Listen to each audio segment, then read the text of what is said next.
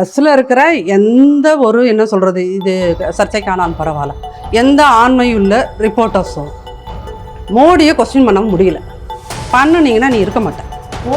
பண்ணீங்களா? சரிங்களா, press meet இல்ல மேடம், நான் கேட்கறது நான் பிரஸ் மீட் கிடையாது. பாரத பிரதமரையும் இப்ப அவர் சிஎம் ஆகிட்டு ஒரு நன்றி தெரிவிச்சிருக்கிறார். முதல்ல இல்ல இல்ல, எனக்கு வந்து மோடியை சொல்லணும். நான் வந்து நான் பிளேம் சொல்றேன். இந்த கம்பேரிசனே தப்பு. கம்பேரிசன் தப்புன்னா நீங்க சொல்லாதீங்க. ஏன்னா இப்போ நம்ம பார்த்தோம் இந்த கிரைம் ரேட் எடுத்துக்கிட்டோம்னா இந்த மே 11 to மே 26 கிட்டத்தட்ட 40க்கும் நிகரான crimes against women and children. வெறும் செய்தித்தாள்களில் வர மாதிரி இன்னைக்கு 500 கிலோ பிடிச்சான், 1000 கிலோ பிடிச்சான் அப்படிங்கிற மாதிரியான ஒரு இது கிடையாது. அந்த நெட்வொர்க்கை நீங்கள் கண்ட்ரோல் பண்ணணும். அது அந்த நெட்வொர்க்கை கண்ட்ரோல் பண்ணுறதுங்கிறது விஜய் அரசாங்கத்தின் முன்னாடி இருக்கின்ற மிகப்பெரிய சவால். நம்ம சொல்றோம் இல்லையா, இவங்க சைடு வெர்ச்சுவல் வாரியர்ஸ்னா அவங்க சைடு ஊபிஸ். அவங்களுக்கு ரெண்டு பக்கமே, இவங்களுக்கு வந்து ரூட் மாஃபியானா அவங்களுக்கு வந்து பெண்ணு. இதே வேலையா ஃபுல் டைம் உட்காந்துட்டு இருக்காங்க. இங்க நீங்க விஜய்னாவுக்கு ஃபயர் விட்டீங்கன்னா அங்க உதயனாவுக்கு ஃபயர் விடுவாங்க. ஸோ மொபைலில் கொடுக்குறப்போ அந்த குழந்தைகளுக்கு வந்து அந்த குழந்தை வெறும் பாடம் மட்டும் படிக்கல, அதுக்கு அன்வான்ட் இதெல்லாம் வந்துகிட்டே இருக்குது. அது எல்லாமே அது பார்க்குறது. சரிங்களா, அப்போது ஒரு டீனேஜ் பையனோ பொண்ணோ போத்து, நான் இது வந்து பசங்க மட்டும் தான் பண்ணுறாங்கன்னு சொல்லல, பெண்களும் இந்த மாதிரியான விஷயங்கள்லாம் ஈடுபடுறாங்க. அதாவது சிங்கப்பெண் சிறப்பு அதிரடி படை இன்னைக்கு இல்லையா, அந்த ப்ளூ ஷர்ட் அதெல்லாம் இன்னைக்கு வந்து கொடுக்கப்பட்ட ஒரு விஷயம். பாலியல் வன்கொடுமை இதுல என்ன சொல்லப்பட்டது அப்படின்னு பார்த்தோம்னா கிட்டத்தட்ட இதே சூழல் விஷயத்துல நமக்கு பார்த்தோம் அப்படின்னா அங்க வந்திருக்கக்கூடிய மினிஸ்டர் அந்த எம்எல்ஏ, அதாவது சம்பத்குமாரா இருக்கட்டும் இல்ல சுகுமாரா இருக்கட்டும், அவர்கிட்ட அங்க பாதிக்கப்பட்ட பெண்ணோட சித்தி ஒரு விஷயம் சொன்னாங்க இல்லையா, என்னன்னா அதுவும் வைரல் ஆச்சு. உட்காந்துருக்கணுமா இல்லையா? அப்போ என்னது? அப்போது இந்த விஜய் கவர்மெண்ட்டை உட்கார வச்சது பெண்கள். அப்போ இந்த பெண்கள் எல்லாரும் நீங்கள் சைலண்ட்டாக உட்காந்துட்டீங்கன்னா அப்புறம் இந்த ஜென்சி ஃபர்ஸ்ட் டைம் ஓட்டு போட்டவன் எல்லாம் விஜய் அப்படிங்கிற 3 எழுத்து தான் உங்களுக்கு தத்துவம், விஜய்ங்கிற 3 எழுத்து தான் உங்களுக்கு சித்தாந்தம், விஜய்ங்கிறவர் தான் அங்கே இருக்கின்ற கோட்பாடு. சரிங்களா, அப்போ அந்த விஜய் எப்படி இருக்கிறாரோ அப்படி தான் அவரோட தொண்டர்கள் இருப்பாங்க. ஸோ அதான் கேட்குறப்ப நீங்கள் திருப்பி இதெல்லாம் பண்ணிட்டு இருக்கீங்க. இப்போ இந்த அருண்குமார் ஐபிஎஸ் அப்படிங்கிறத பற்றி ஆதவர்ஜனா வீடியோ போடுறாரு. ஆதவர்ஜன் என்ன சொல்றாரு, அவரை எங்கேயாவது அஸ்ஸாம் அனுப்பி விட்டுருங்க, எங்கேயாவது நார்த் சைட்ல அனுப்பி விட்டுருங்க, இவர் இருந்தா சரியா அதுன்னு சொன்ன நீங்களே போன மாசம் வேற வழி, இந்த மாசம் நம்ம பண்ணை இயற்கை அங்காடி 100% இயற்கை வேளாண் தயாரிப்பு. தொடர்புக்கு 87 54 44 92 99. டிஎன் மீடியா நேயர்களுக்கு வணக்கம். இன்றைய கலந்துரையாடல் நிகழ்ச்சியினை சிறப்பிக்க 3 ஆளுமைகள் வருகை தந்திருக்கிறார்கள். அவர்களை வரவேற்போம். அதிமுக ஐடி விங் நிர்வாகி திருமதி நாச்சியால் சுகந்தி அவர்களை வரவேற்போம். வணக்கம் மேம். பாஜக மகளிரணி மாநில நிர்வாகி திருமதி சுமதி மேகவர்ணம் அவர்களை வரவேற்போம். வணக்கம். அடுத்ததாக போஷன் ஃபோக்ஷோ ட்ரெயினர் திருமதி பிரியதர்ஷினி அவர்களை வரவேற்போம். வணக்கம் மேம். அதாவது நடந்து முடிந்த தேர்தல், சட்டசபை தேர்தலில் தாவைக்கா வந்திருக்கிறது. இந்த திமுக ஆட்சியில சட்டம் ஒழுங்கு ரொம்ப சீர்குலைந்திருந்ததுன்னு எல்லாருக்குமே தெரியும். இப்ப தாவேக்கா ஆட்சி எப்படி இருக்கு, அது அப்படியே தொடருதா? உங்களுடைய கருத்து என்ன சார்? இது வந்து ஒரு மாற்றமா இருக்கும் அப்படின்னு இந்த யங் ஜென்ரேஷனும், ரெண்டாவது பெண்கள் இதை பெருமளவில் விரும்பிய காரணத்தினால் இந்த மாற்றம் உருவாகி இருக்கு தாவேக்கா. இப்போ தாவேக்கா ஆட்சி அமைத்து 10ஆம் தேதி இல்லை மே 10, இன்னும் ஒரு மாதம் கூட, இன்னும் முழுதான் 30 நாள் கூட முழுவடையில். பொதுவாக அரசியலில் வந்து ஒரு புது கட்சியோ இல்லை ஒரு புது ஆட்சியோ ஆட்சியில் உட்காரும்போது, புது கட்சி இல்லாட்ட ஏற்கனவே இருந்தவர்கள் உட்காரும்போது குறைந்தபட்சம் அவங்களை வந்து ஒரு ஹனிமூன் பீரியட்னு சொல்லிட்டு ஒரு 3 months வந்து நம்ம அவங்களோட செயல்பாடுகள் என்னவா இருக்குங்கிறத பார்ப்போமே ஒழிய, எடுத்த உடனே அவங்கள வந்து யாருமே நிராகரிக்கிறதோ இல்லை அவங்கள எடுத்த உடனே அவங்கள விமர்சனம் பண்ணணுங்கிறதோ வந்து தேவை கிடையாது. அது அப்படி பண்ணினதும் கிடையாது. இன்கேஸ் நம்ம வந்து தாவேக்கா ஆட்சியில் உட்காந்த டே 1லேருந்து தாவேக்கா இப்படி பண்ணுறாங்க அப்படி பண்ணுறாங்க அப்படி பண்ணுறாங்க நம்ம சொல்லிக்கிட்டே இருந்தோம் அப்படின்னு சொன்னிங்கன்னா, அவங்களுக்கு இல்லை தாவேக்கா ஆட்சி மீது நம்ம எல்லாத்துக்கும் பர்சனலாக ஏதோ ஒரு காழ்ப்பு இருக்குது அப்படிங்கிறது தான் அர்த்தம். இப்போ நீங்கள் சட்டம் ஒழுங்கு பிரச்சனை அப்படின்னு சொன்னீங்கன்னா, சட்டம் ஒழுங்கு பிரச்சனைக்கு முதற் காரணம் கஞ்சா, போதைப் பொருட்கள் தான் மிக முக்கிய காரணம். இப்போ ஒரு போதைப் பொருளில் வந்து உடனே வந்து வர புது கவர்மெண்ட் வந்து அது யார் வந்திருந்தால், இன்கேஸ் வந்து அதிமுக ஆட்சியில் இப்போது நடந்துட்டு இருந்திருந்தா கூட அப்படின்னீங்கன்னா கூட அது ஆல் ஆஃப் அ சடன் அப்படியே அது கண்ட்ரோல் பண்ண முடியாது. ஏன்னா அந்த மாஃபியா அப்படிங்கிறது, போதை மாஃபியாங்கிறது பெரிய நெட்வொர்க். அது வந்து இங்கே தமிழ்நாட்டில் ஆரம்பித்து தமிழ்நாட்டில் முடியறது இல்லை, இங்கே சென்னையில் ஆரம்பித்து கன்னியாகுமரியில் முடியறது கிடையாது.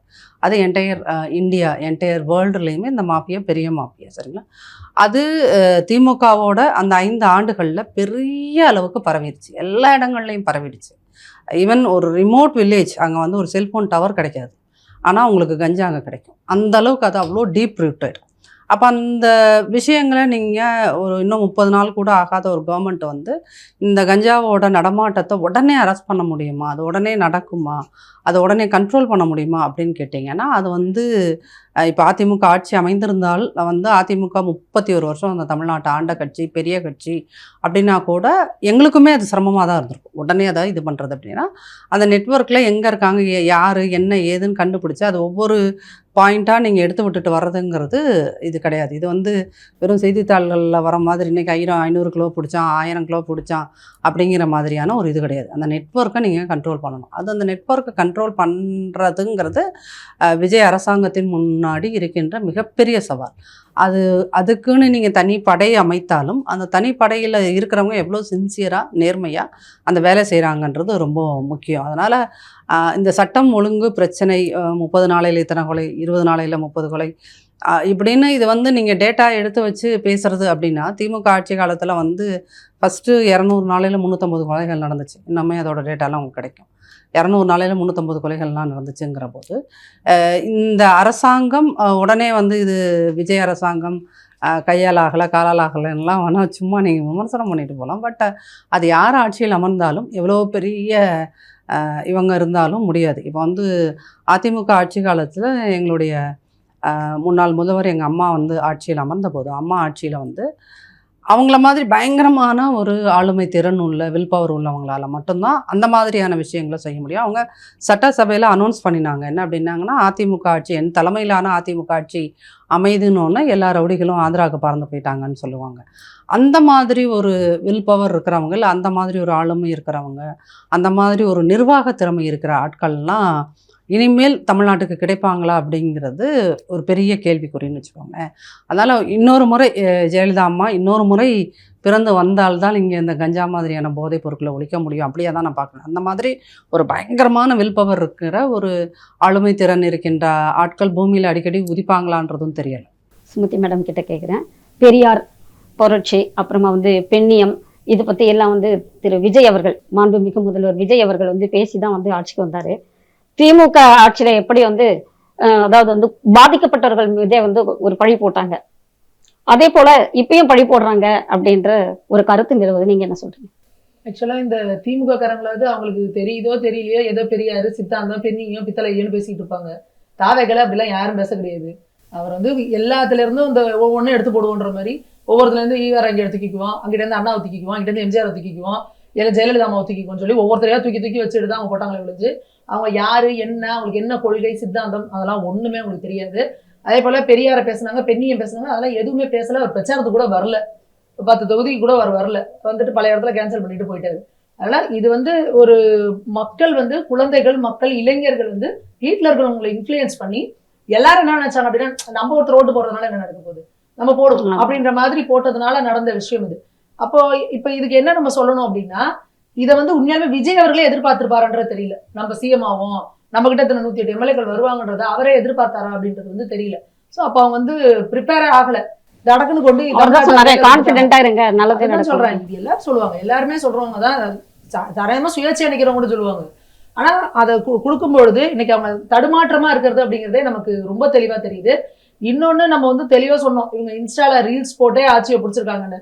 அது ஒன்றும் பிரச்சனை கிடையாது. சோஷியல் மீடியாவை நீங்க எப்படி எஃபெக்டிவா யூஸ் பண்றீங்களோ பண்ணிருக்கீங்க. ஆனா இப்ப என்ன நடக்குதுன்னா, ஆட்சிக்கு வந்ததுக்கு அப்புறமும் அவர் செய்யாத விஷயங்களை கூட அவர் செஞ்சுக்கதான் வந்து இன்ஸ்டால ரீல்ஸை பரப்புறதாகட்டும், அவருக்கு ஆட்சிக்கு கலங்க வந்துடக்கூடாது அப்படின்றதுக்காக யாரை வேணா வந்து நம்ம வந்து அசிங்கப்படுத்தலாம், பொது வழியில இழிவுபடுத்தலாம். அந்த குழந்தைக்கு என்ன நியாயம் அப்படின்னா, அதுக்கு சம்மந்தமே இல்லாம அவங்களோட தாயை பத்தி பேசுறது அது தேவையே இல்லாத அந்த அதுதான் கேள்வியா. அப்போ நீங்க அப்ப என்ன, நீங்க ஏதாவது சொல்றல எல்லாமே நீங்க அதே தான் பண்ணிட்டு இருக்கீங்க. முன்னாடி திமுக ஆட்சியில தானே நடந்துச்சு. அவங்க என்ன பண்ணாங்க, யாரு பிரச்சனையான பொண்ணோ பாதிக்கப்பட்ட பொண்ணையே நீயே அந்த இடத்துக்கு போன, நீ என்ன பண்ணாங்க அப்படின்னு கேள்வி கேட்டாங்க. அதே தான் இவங்க இப்ப பண்றாங்க. அப்ப நீங்க என்ன மாற்றத்தை கொண்டு வந்துருவீங்க அப்படின்றதுதான் எங்களுக்கு எதுவுமே புரியல. மாற்றம்னா இப்ப இந்த 20 நாள்ல எங்களுக்கு ஏமாற்றமா தானே இருக்கு. நாங்களே என்ன சொல்றோம்னா, எங்களுக்கு உங்க மேல எந்த வெறுப்பும் கிடையாது. பாஜகவோட ஸ்டாண்ட் நடுநிலை. நீங்க நல்லது செய்றீங்களா, நாங்க வந்து அதுக்கு வந்து பாராட்டுவோம். நீங்க நல்லது செய்றீங்களா, அதை நாங்க விமர்சிப்போம் அப்படின்ற ஸ்டாண்ட்ல நாங்க நிக்கிறோம். சட்டசபையில அதை எடுத்திருக்கோம். ஆனா நீங்க பாருங்க, தொடர்ந்து இப்ப அந்த கோயம்புத்தூர் அந்த குழந்தையோட படுகொலையிலேயே பாத்தீங்கன்னா, அந்த ஐஜி அவங்க வந்து பிரஸ் மீட் கொடுக்கும்பொழுது அவங்க சிரிச்சுட்டாங்க அப்படின்னு சொல்லிட்டு ஒரு வீடியோ வந்து இதாகுது. உடனே இவங்க என்ன பண்றாங்க, தாவைக்கால இருக்கிறவங்களாம் அது ஏஐ, அவங்க சிரிக்கலன்னு சொல்லி ஒரு விஷயத்த பரப்புறாங்க. அதுக்கப்புறம் பார்த்தா இல்ல அது உண்மையா தான் சிரிச்சிருக்காங்க. என்ன சொல்றாங்க, சிரிக்கிறாங்க சிரிக்கல அதெல்லாம் அடுத்த விஷயம், அது பிரஸ் மீட்ல நடக்கல, பிரஸ் மீட்டுக்கு முன்னாடி அவங்களுக்குள்ள ஏதோ பேசி சிரிச்சிட்டு இருக்காங்க அப்படின்னு சொல்லி சொல்றாங்க. இதை கடந்து போயிருக்கலாம். உடனே இவங்க என்ன பண்றாங்கன்னா, தமிழ்நாடு முழுக்க சிஎம் வந்து அந்த ஐஜியை சஸ்பெண்ட் பண்ணிட்டாங்க, பாருங்க எங்க அண்ணன் எப்படி வேலை செய்யறாரு பாருங்கன்னு சொல்லி தமிழ்நாடு, கேரளா, நார்த் சைடுல ஃபுல்லா ரீல்ஸ். அப்போ நான் என்ன சொல்றேன், உண்மையாலுமே ஒருத்தவங்க ஒரு விஷயத்த நல்லது செஞ்சாங்கன்னா அது உண்மையா? அது உண்மையா? இல்ல போய் அவங்க சஸ்பெண்ட்லாம் பண்ணல, நான் கூட அந்த செய்தி பார்த்தேன். ஃபேக் நியூஸ் அது. அப்ப நீங்க ஃபேக் நியூஸ எவ்வளவு தைரியமா பரப்புறீங்க. எங்க அண்ணன் பாருங்க எப்படி ராவண மாவண்டான்னு போட்டு பாட்டை போட்டு ஓடிட்டு இருக்காங்க. ஏன் ராவண மாவனோ ராம மாவனோ, நீ செஞ்சதை பாராட்டிக்கோ, யார் உன்னை வேணும்னு சொன்னா, செய்யாததை விட்டுட்டு நீங்க வந்து ஃபேக் நியூஸை போட்டு போட்டு பரப்பிக்கிட்டே இருக்கீங்க அப்படின்னா அப்ப எதுக்காக நீங்க இந்த மாதிரி பண்ணிட்டு இருக்கீங்க? அப்ப நீங்க என்ன பண்ணி, அதாவது இப்ப நாங்க எதான் கேட்கிறோம், ஆட்சியில இருக்கிறப்போ ஒரு என்ன பிரச்சனை அப்படின்னா, ஒரு முக்கியமான செய்திகள் ஏதோ ஒரு வந்து ஒரு கான்பிடென்ஷியலான விஷயமோ ஏதோ ஒண்ணு ஃபேக் நியூஸை பரப்புறதுனால போன ஆட்சியில அரெஸ்ட் ஆனவங்க எவ்வளவு பேர் இருக்காங்க. அப்ப இது எதுவுமே தெரியாம இளைஞர்கள் என்ன பண்ணிட்டு இருக்காங்க, ஃபேக் நியூஸை பரப்பிட்டு இருக்காங்க. அப்ப இவர் ஏற்கனவே நாங்க சொன்னோம், அப்ப அவங்க கூட்டத்துக்கு வரவங்களா கண்ட்ரோல் பண்ணுங்க, இந்த பசங்களை அரசியல் படுத்துங்க, இவங்க இப்படி இருக்காங்க, அன்ஆர்கனைஸ்டு கிரௌடா இருக்கிறாங்கன்னு. அதையும் அவர் கேட்கவே இல்லை. அதே போல இப்ப இவர் கட்சியில இருக்கிறவங்களே பாருங்க, அமைச்சர்களாகட்டும் எம்எல்ஏக்களாகட்டும் எல்லாரும் செல்போனோட தான் சுத்துறாங்க, எங்க போனாலும் ரீல்ஸ், எங்க எடுத்தாலும் இந்த ஆங்கிள் இருந்து ஒரு ரீல், இந்த ஆங்கிள் இருந்து ஒண்ணு, இந்த ஆங்கிள் இருந்து ஒண்ணு கட்டி எடிட்டு போட்டு போட்டு வேலை பார்த்துட்டு இருக்காங்க. அப்ப நீங்க உங்க அமைச்சர்களை, எம்எல்ஏக்களை, உங்களுக்கு கீழே இளைஞர்களை, நீங்க எல்லாருமே வந்து ஒரு அந்த சோசியல் மீடியால ஒரு அந்த ஒரு மோகம், ரீல்ஸ் மோகத்திலே நீங்க வந்து இது பண்ணிட்டு இருக்கீங்க. அது எந்த அளவுக்கு போய் நிக்குதுன்னா, எதுவுமே சம்மந்தம் இல்லாம சும்மா கட்சி நிர்வாகி ஒருத்தர் போட்டோ போட்டுட்டு போய் ஒரு ஹாஸ்பிட்டல்ல போய் உட்காந்துக்கிட்டு நான் ஆய்வு பண்ண வந்தேன் அப்படின்னு கேமரா ஊத்திக்கிட்டு போற அளவுக்கு இருக்கு. அப்போ இன்னைக்கு இங்க அரசு இயந்திரம் எப்படி இயங்கும், நாளைக்கு உண்மையாலுமே ஆய்வு செய்ய போறவங்களை வந்து எப்படி அந்த அதிகாரிகள் வந்து ஃபேஸ் பண்ணுவாங்க, இங்க என்ன புரோட்டோகால் எதுவுமே தெரியல இவங்களுக்கு. அப்போ இது இவங்க புரிஞ்சுக்கிறதுக்கு எவ்வளவு நேரம் ஆகும்? இல்ல அந்த மாதிரி புரிஞ்சுக்கிட்ட முதிர்ச்சி உள்ள அரசியல் தலைவர்கள் நம்மள கொஞ்சம் டைம் கொடுக்கணும் இல்லைங்களா? மேம் சொன்ன போல தாராளமா டைம் கொடுக்கலாம். நம்ம வந்து என்ன கேட்கிறோம்னா, நீங்க உங்களுக்கான டைம் எடுத்துக்கோங்க. நீங்க மேம் சொன்ன மாதிரி அப்படியே ஓவர் நைட்ல 15 நாள்ல வந்து அப்படியே ஃபிளிப் ஆயிடாது. ஆனா நாங்க என்ன சொல்றோம், உங்களோட ஆட்டிடியூட். சோ அந்த குழந்தைக்கு நட்டா இருக்குன்னா இம்மீடியட்டா போலீஸ் அங்க உள்ள இறங்கி இருக்கு, 24 மணி நேரத்துல குற்றவாளியை கண்டுபிடிச்சிருக்காங்க, அது பாராட்டக்கூடிய விஷயம். ஆனா நீங்க என்ன பண்றீங்க அந்த இடத்துல இம்மீடியட்டா, அந்த ஏன் அந்த குழந்தையோட அம்மாவை நீங்க வந்து பிளேம் பண்றீங்க? இதை இன்னைக்கு பாருங்க, இன்னைக்கு வந்து வேளச்சேரியில ஒரு 61 வயது பெண்ணை வந்து 5 பேர் சேர்ந்து கூட்டு பாலியல் பலாத்காரம் பண்ணி ரோட்ல ரத்த வெள்ளத்துல போட்டுட்டு போறாங்க. சோ அப்போ இது எவ்வளவு ஒரு இதா இருக்கு. அப்ப இதுக்கு என்ன பண்றீங்க? இதுக்கு திரும்ப அகைன் போலீஸ் டிபார்ட்மெண்ட் கையில வச்சிருக்கிறவங்க இதுக்கு என்ன நடவடிக்கை எடுக்கணும், ஏன் இந்த குற்றங்கள் நடக்குது, இதுக்கு என்ன சரி பண்ணணும், அதுக்கு என்ன மெஷர்மெண்ட். ஏதாவது இந்த கஞ்சா இதெல்லாம் நம்ம சொல்றோம், அது வந்து 5 வருஷமா இங்க தலை விரிச்சு கரபுரண்டு ஓடுது. மேம் சொன்ன மாதிரி நாங்க திருவாரூர்ல கும்பகோணம்ல வந்து நாங்க பிரச்சாரத்துக்கு போடும்பொழுது இன்டீரியருக்குள்ள போறோம், கிட்டத்தட்ட ஒரு 2 கிலோமீட்டர் 3 கிலோமீட்டர் வயலுக்குள்ள போற ஒரு 10 வீடு இருக்கு. அந்த வீட்டுக்குள்ள அங்க கரண்டே இல்லாம இருக்கு 30 குடும்பம். ஆனா அங்க கஞ்சா விற்கிறாங்க, அந்த பசங்க கஞ்சா ஓட்டிட்டு வண்டியை ஓட்டிட்டு ஏதாவது டெய்லி ஒரு ஆக்சிடென்ட் 2 ஆக்சிடென்ட் நடக்குதுங்கிறாங்க. ஸோ அந்த அளவுக்கு புறையோடி போயிருச்சு திமுக ஆட்சியில. அப்போ இவர் விஜய் அவர்கள் உண்மையாலுமே அதுக்கு யார் சரியான அதிகாரிகளோ அவங்க கூட ஆலோசனை பண்ணி, யார் அதுக்கான அரசியல் தலைவர்கள் இதுக்கு என்ன செய்யணும்ன்ற அந்த அனுபவம் பெற்றவங்க இருக்காங்கல்ல, அவங்க கிட்ட ஒப்பீனியன் கேட்டு இதுக்கு மெஷர்மெண்ட் எடுத்தாலே 3 to 6 மாசம் ஆகும். நீங்க அதை பண்றதை விட்டுட்டு சிஎம் வந்து லஞ்ச் டப்பா கட்டிட்டு வந்தாரு, அவர் வந்து ஜீப் ஓட்டினாரு, சிஎம் வந்து இதை எடுத்துட்டு போனாரு, சிஎம் அதை பண்ணாரு, கையாட்டினாரு, கிளைங்கிஸ் கொடுத்தாரு, இதை போட்டு ரீல்ஸை ஓட்டிக்கிட்டு செய்யாததெல்லாம் செஞ்சாருன்னு சொல்றது அப்படின்றது வந்து உண்மையாலுமே மக்களுக்கு வந்து ஒரு கடுமையான அயற்சியை ஏற்படுத்துது. இது என்னடா பண்ணிட்டு இருக்கீங்க 20 நாள்ல? ஏற்கனவே நீங்க வந்தோம்னு சொன்னீங்க 2500 ரூபாய் கொடுப்பேன், அது கொடுக்கல, 1000 ரூபாய் மட்டும் தான் இப்ப கொடுத்துருக்காங்க. இப்ப இந்த மாசத்துல கொடுக்கறதுக்கான என்ன வச்சிருக்காரு, என்ன அதுக்குதான் அவங்க சொல்றாங்களா மேம், அவங்க 28 மாசம் பொறுத்து தானே கொடுத்தாங்க. அப்ப இவங்க 28 மாசம் தான் கொடுக்க போறாங்களா? இல்ல அது 1000 ரூபாய் நாங்க கண்டினியூ பண்றோம் இல்ல, அதுதான் சொல்றேன்.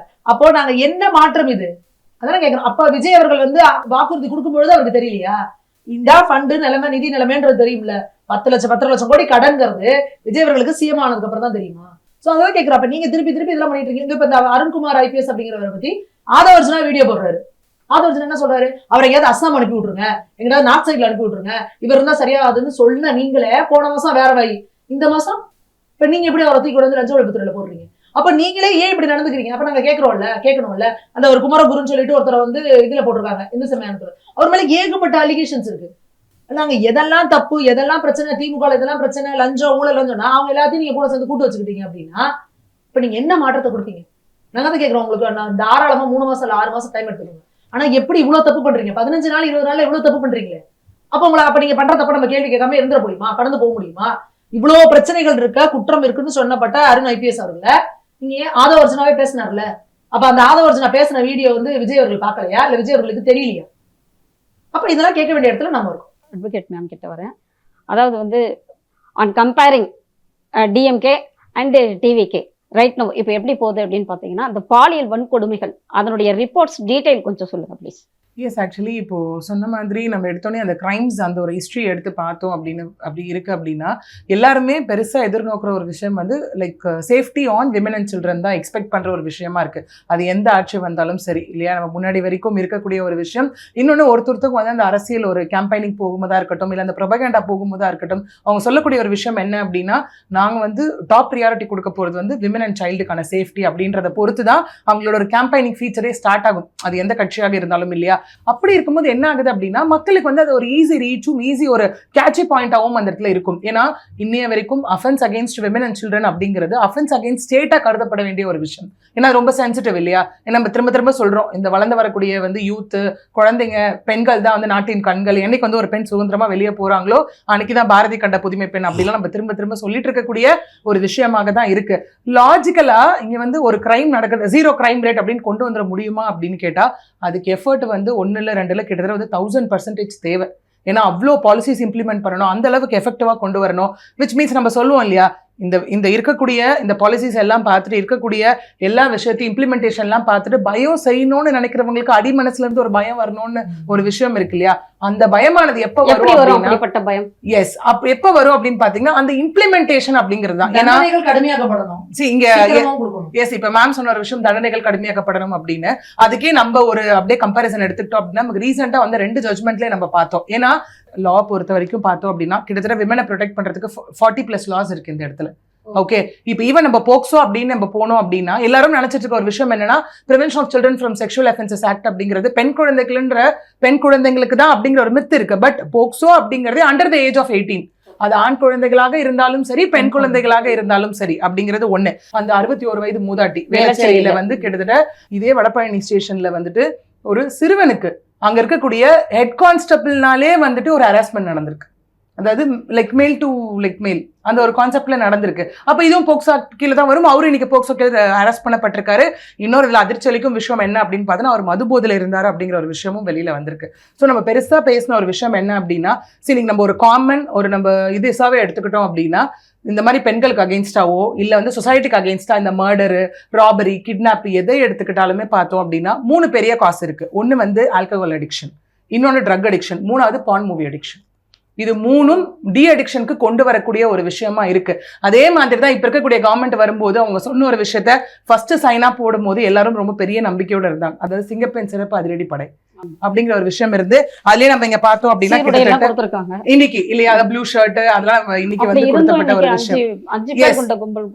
பாலியல் வன்கொடுமை இதுல என்ன சொல்லப்பட்டது அப்படின்னு பார்த்தோம்னா, கிட்டத்தட்ட ஆட்டோ கண்ணாடி எதிர்ப்புனா ஆட்டோ ஓடிடுமா, யூனிஃபார்ம் மாத்திட்டா நீங்க இது பண்ண முடியுமா? இல்ல அவர் சொன்னாரு மூளை முடுக்கெல்லாம் இந்த சிங்கப்பெண் அங்கதான் நான் சொல்ல வரேன். அதிரடி படை மூளை முடுக்கெல்லாம் இருக்கும்னு சொன்னாங்க. நாங்க பாருங்க ப்ளூ ஷர்ட் கொடுத்துறோம், பேண்ட் கொடுத்துறோம்ன்றது see actually என்ன பொறுத்த வரைக்கும் எந்த அளவுக்கு அவங்க ஆக்டிவா இருக்காங்க, என்ன மெஷர்மென்ட் எடுக்கறாங்க, அதுதானே விஷயம். see இங்க பொறுத்த வரைக்கும் பாத்தீங்கன்னா இந்த இம்ப்ளிமெண்டேஷன் இப்ப நம்ம சொன்னோம் இல்லையா 0 கிரைம் ரேட் அப்படிங்கிறது பாசிபிலிட்டி அப்படின்னு. ஏன்னா சிங்கப்பெண் சிறப்பு அதிரடி படை திட்டமே நம்ம பார்த்தோம் அப்படின்னா அதுல வந்து சொன்னாங்க அபிஷியல்ஸ் எல்லாம் ஒரு SP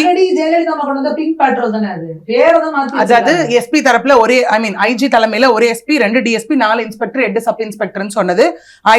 ID parks, railway station, education institution, bus stop இதுதான் சொன்ன ஒரு விஷயம். பட் ஆனா இந்த சூலூர் இன்சிடென்ட்டோ இல்ல விளாத்திக்குளம் இன்சிடென்ட்டோ இந்த மாதிரி இன்சிடென்ட் எது எடுத்துக்கிட்டாலும் தப்பு செய்யக்கூடியவங்களுக்கு எந்த பிளேஸ் சூஸ் பண்றாங்கன்றத நம்ம பார்த்தோம்னா லேமேன்கே அது புரியும். அதாவது ஆள் நடமாட்டம் இல்லாத ஏரியா, அதாவது பாத்தீங்கன்னா இருட்டு இருக்க ஏரியா, ரொம்ப புதர் இருக்க ஏரியா. இதே சூழல் விஷயத்துல நம்ம பார்த்தோம் அப்படின்னா அங்க வந்திருக்கக்கூடிய மினிஸ்டர் அந்த எம்எல்ஏ அதாவது சம்பத்குமாரா இருக்கட்டும் இல்ல சுகுமாரா இருக்கட்டும், அவர்கிட்ட அங்க பாதிக்கப்பட்ட பெண்ணோட சித்தி ஒரு விஷயம் சொன்னாங்க இல்லையா, என்னன்னா அதுவும் வைரல் ஆச்சு. இந்த இடத்துல அந்த குளக்கரையில நடக்கக்கூடிய முதல் சம்பவம் இது கிடையாதுன்னு சொன்னாங்க. இதற்கு முன்னாடியே இந்த இடத்துல 5 சம்பவம் நடந்திருக்கு அப்படின்னாங்க. சோ இம்ப்ளிமெண்டேஷன் நம்ம வரும்போது பார்த்தோம் அப்படின்னா அந்த எக்ஸ்பான்ஷன் வந்து பிராடர் எக்ஸ்பான்ஷனா இருக்கணும். இந்த சிங்கப்பெண் சிறப்பு அதிரடி படை திட்டமே இப்ப பஸ் ஸ்டாப் நம்ம சொல்றோம் இல்லையா, இதே கொஞ்சம் முன்னாடி போனோம்னா போன வாரத்தில் நடந்த ஒரு இன்சிடென்ட், காது கேட்காத வாய் பேச முடியாத மாற்றுத்திறனாளிக்கு நடந்த ஒரு சம்பவம். அது எங்க நடந்தது? பஸ் ஸ்டாப்ல வச்சுதான் கடத்திட்டு போனாங்க. நம்ம இதெல்லாம் முன்னாடி பேச not only in remote place, urban ஏரியால மெயின் எல்லா பிளேஸ்லயே இடத்துலயும் நடக்குது. எல்லா இடத்துலயும் லா அண்ட் நடக்கக்கூடிய ஒரு விஷயம் தான். ஆர்டருக்கு, லா அண்ட் ஆர்டருக்கு வந்து எதற்காக வந்து நம்ம வந்து டைம் கொடுக்கணும், அது See, இமிடியேட்டா இதான் நான் சொல்ல, இந்த டைம் கொடுக்கணும் அப்படிங்கிறது கண்டிப்பா இப்ப என்ன ஆயிடுச்சுன்னா, சரிங்க ஒரு குழந்தை நடந்துச்சு, 2 குழந்தை நடந்துச்சு, 3ஆவது நடக்காம இருக்க எங்களுக்கு வந்து ஒரு டைம் கொடுங்கன்னு கேட்டா which is not acceptable. ஏன்னா நம்ம திரும்ப இந்த சிங்கப்பெண் சிறப்பு அதிரடிப்படை மேலே ஒரு விமர்சனம் வைக்கப்பட்டது எப்ப அப்படின்னு பார்த்தோம்னா, இந்த திருச்சியில இருக்கக்கூடிய ஐஜி ஹெட் குவார்ட்டர்ஸ் ஆப்போசிட்லயே நடந்த ஒரு சம்பவம். அதாவது தன்னை வந்து கல்யாணம் பண்ணிக்க மறுக்கிறாங்க, தன்னுடைய காதல் அவங்க ஏத்துக்கலன்னு சொல்லி கல்லாலே அடிச்சு மண்டையை இது பண்ண ஒரு விஷயம். அது எங்கன்னா போலீஸ் ஹெட் குவார்ட்டர்ஸ்க்கு எதிரிலே நடக்கக்கூடிய ஒரு விஷயம். அப்ப கண்டிப்பா அங்க போலீஸ்ன்றது ஒரு செக்யூரிட்டின்றது அங்கேயே இல்லைன்னா வேற எங்க இருக்குன்ற ஒரு கொஸ்டின் மார்க் வருது இல்ல இந்த இடத்துல. ஏன்னா இப்ப நம்ம பார்த்தோம், இந்த கிரைம் ரேட் எடுத்துக்கிட்டோம்னா, இந்த மே 11 to மே 26 கிட்டத்தட்ட 40க்கும் நிகரான crimes against women and children. அதுல 28 மர்டர், 3 டபுள் மர்டர். இதுக்கு டைம் தேவையில்லை இல்லைங்களான்னு கேட்கிறேன். சோ இந்த இம்ப்ளிமெண்டேஷன் அப்படிங்கிறது நம்ம எந்த அளவுக்கு கொண்டுட்டு வர போறோம் அப்படிங்கறத ஒண்ணு. விளாத்திக்குளம் விஷயம் 73 சாட்சிகள் விசாரிக்கப்பட்டிருக்கு. அப்போ 20 நாள்ல, 15 நாள்ல, 16 நாள்ல 71 சாட்சியங்கள் பாசிபிள்னா அப்ப எல்லா கேஸ்லயும் அது பாசிபிள் இல்ல. மேம் கிட்ட வர நாச்சியால் சுகந்தி மேம் கிட்ட, அதாவது நீங்கள் கள்ளக்குறிச்சி ஸ்ரீமதி வழக்குக்கு ரொம்ப நீங்க ஃபேவரா பேசுனீங்க, நிறைய கருத்துக்களை எடுத்து வச்சீங்க. ஸ்ரீமதி வழக்குலையாகட்டும், அண்ணா யூனிவர்சிட்டி அந்த மாணவியனுடைய வழக்குலையாகட்டும், பாதிக்கப்பட்ட மாணவி இருக்காங்க இல்லைங்களா, அவங்க மேலேயே வந்து பழி சொல்றாங்க. அதாவது அவங்க குடும்பத்து மேலேயே வந்து பழி சொல்றது வந்து தொடர்ந்து நடக்குது. இப்போ அதே போலதான் மேம் சொன்ன போல சூலூர்ல வந்து அந்த மாணவி குழந்தை கொலை சம்பந்தத்திலையும் வந்து அந்த சிறுமியினுடைய அம்மா மேலேயே வந்து பழி சொல்றாங்க. உங்களுடைய கருத்து என்ன? இது வந்து வெறும் பொலிட்டிக்கலாக பார்க்க வேண்டிய விஷயமே கிடையாது. ஏன்னா இது வந்து ஒரு சோசியல் இஷ்யூ.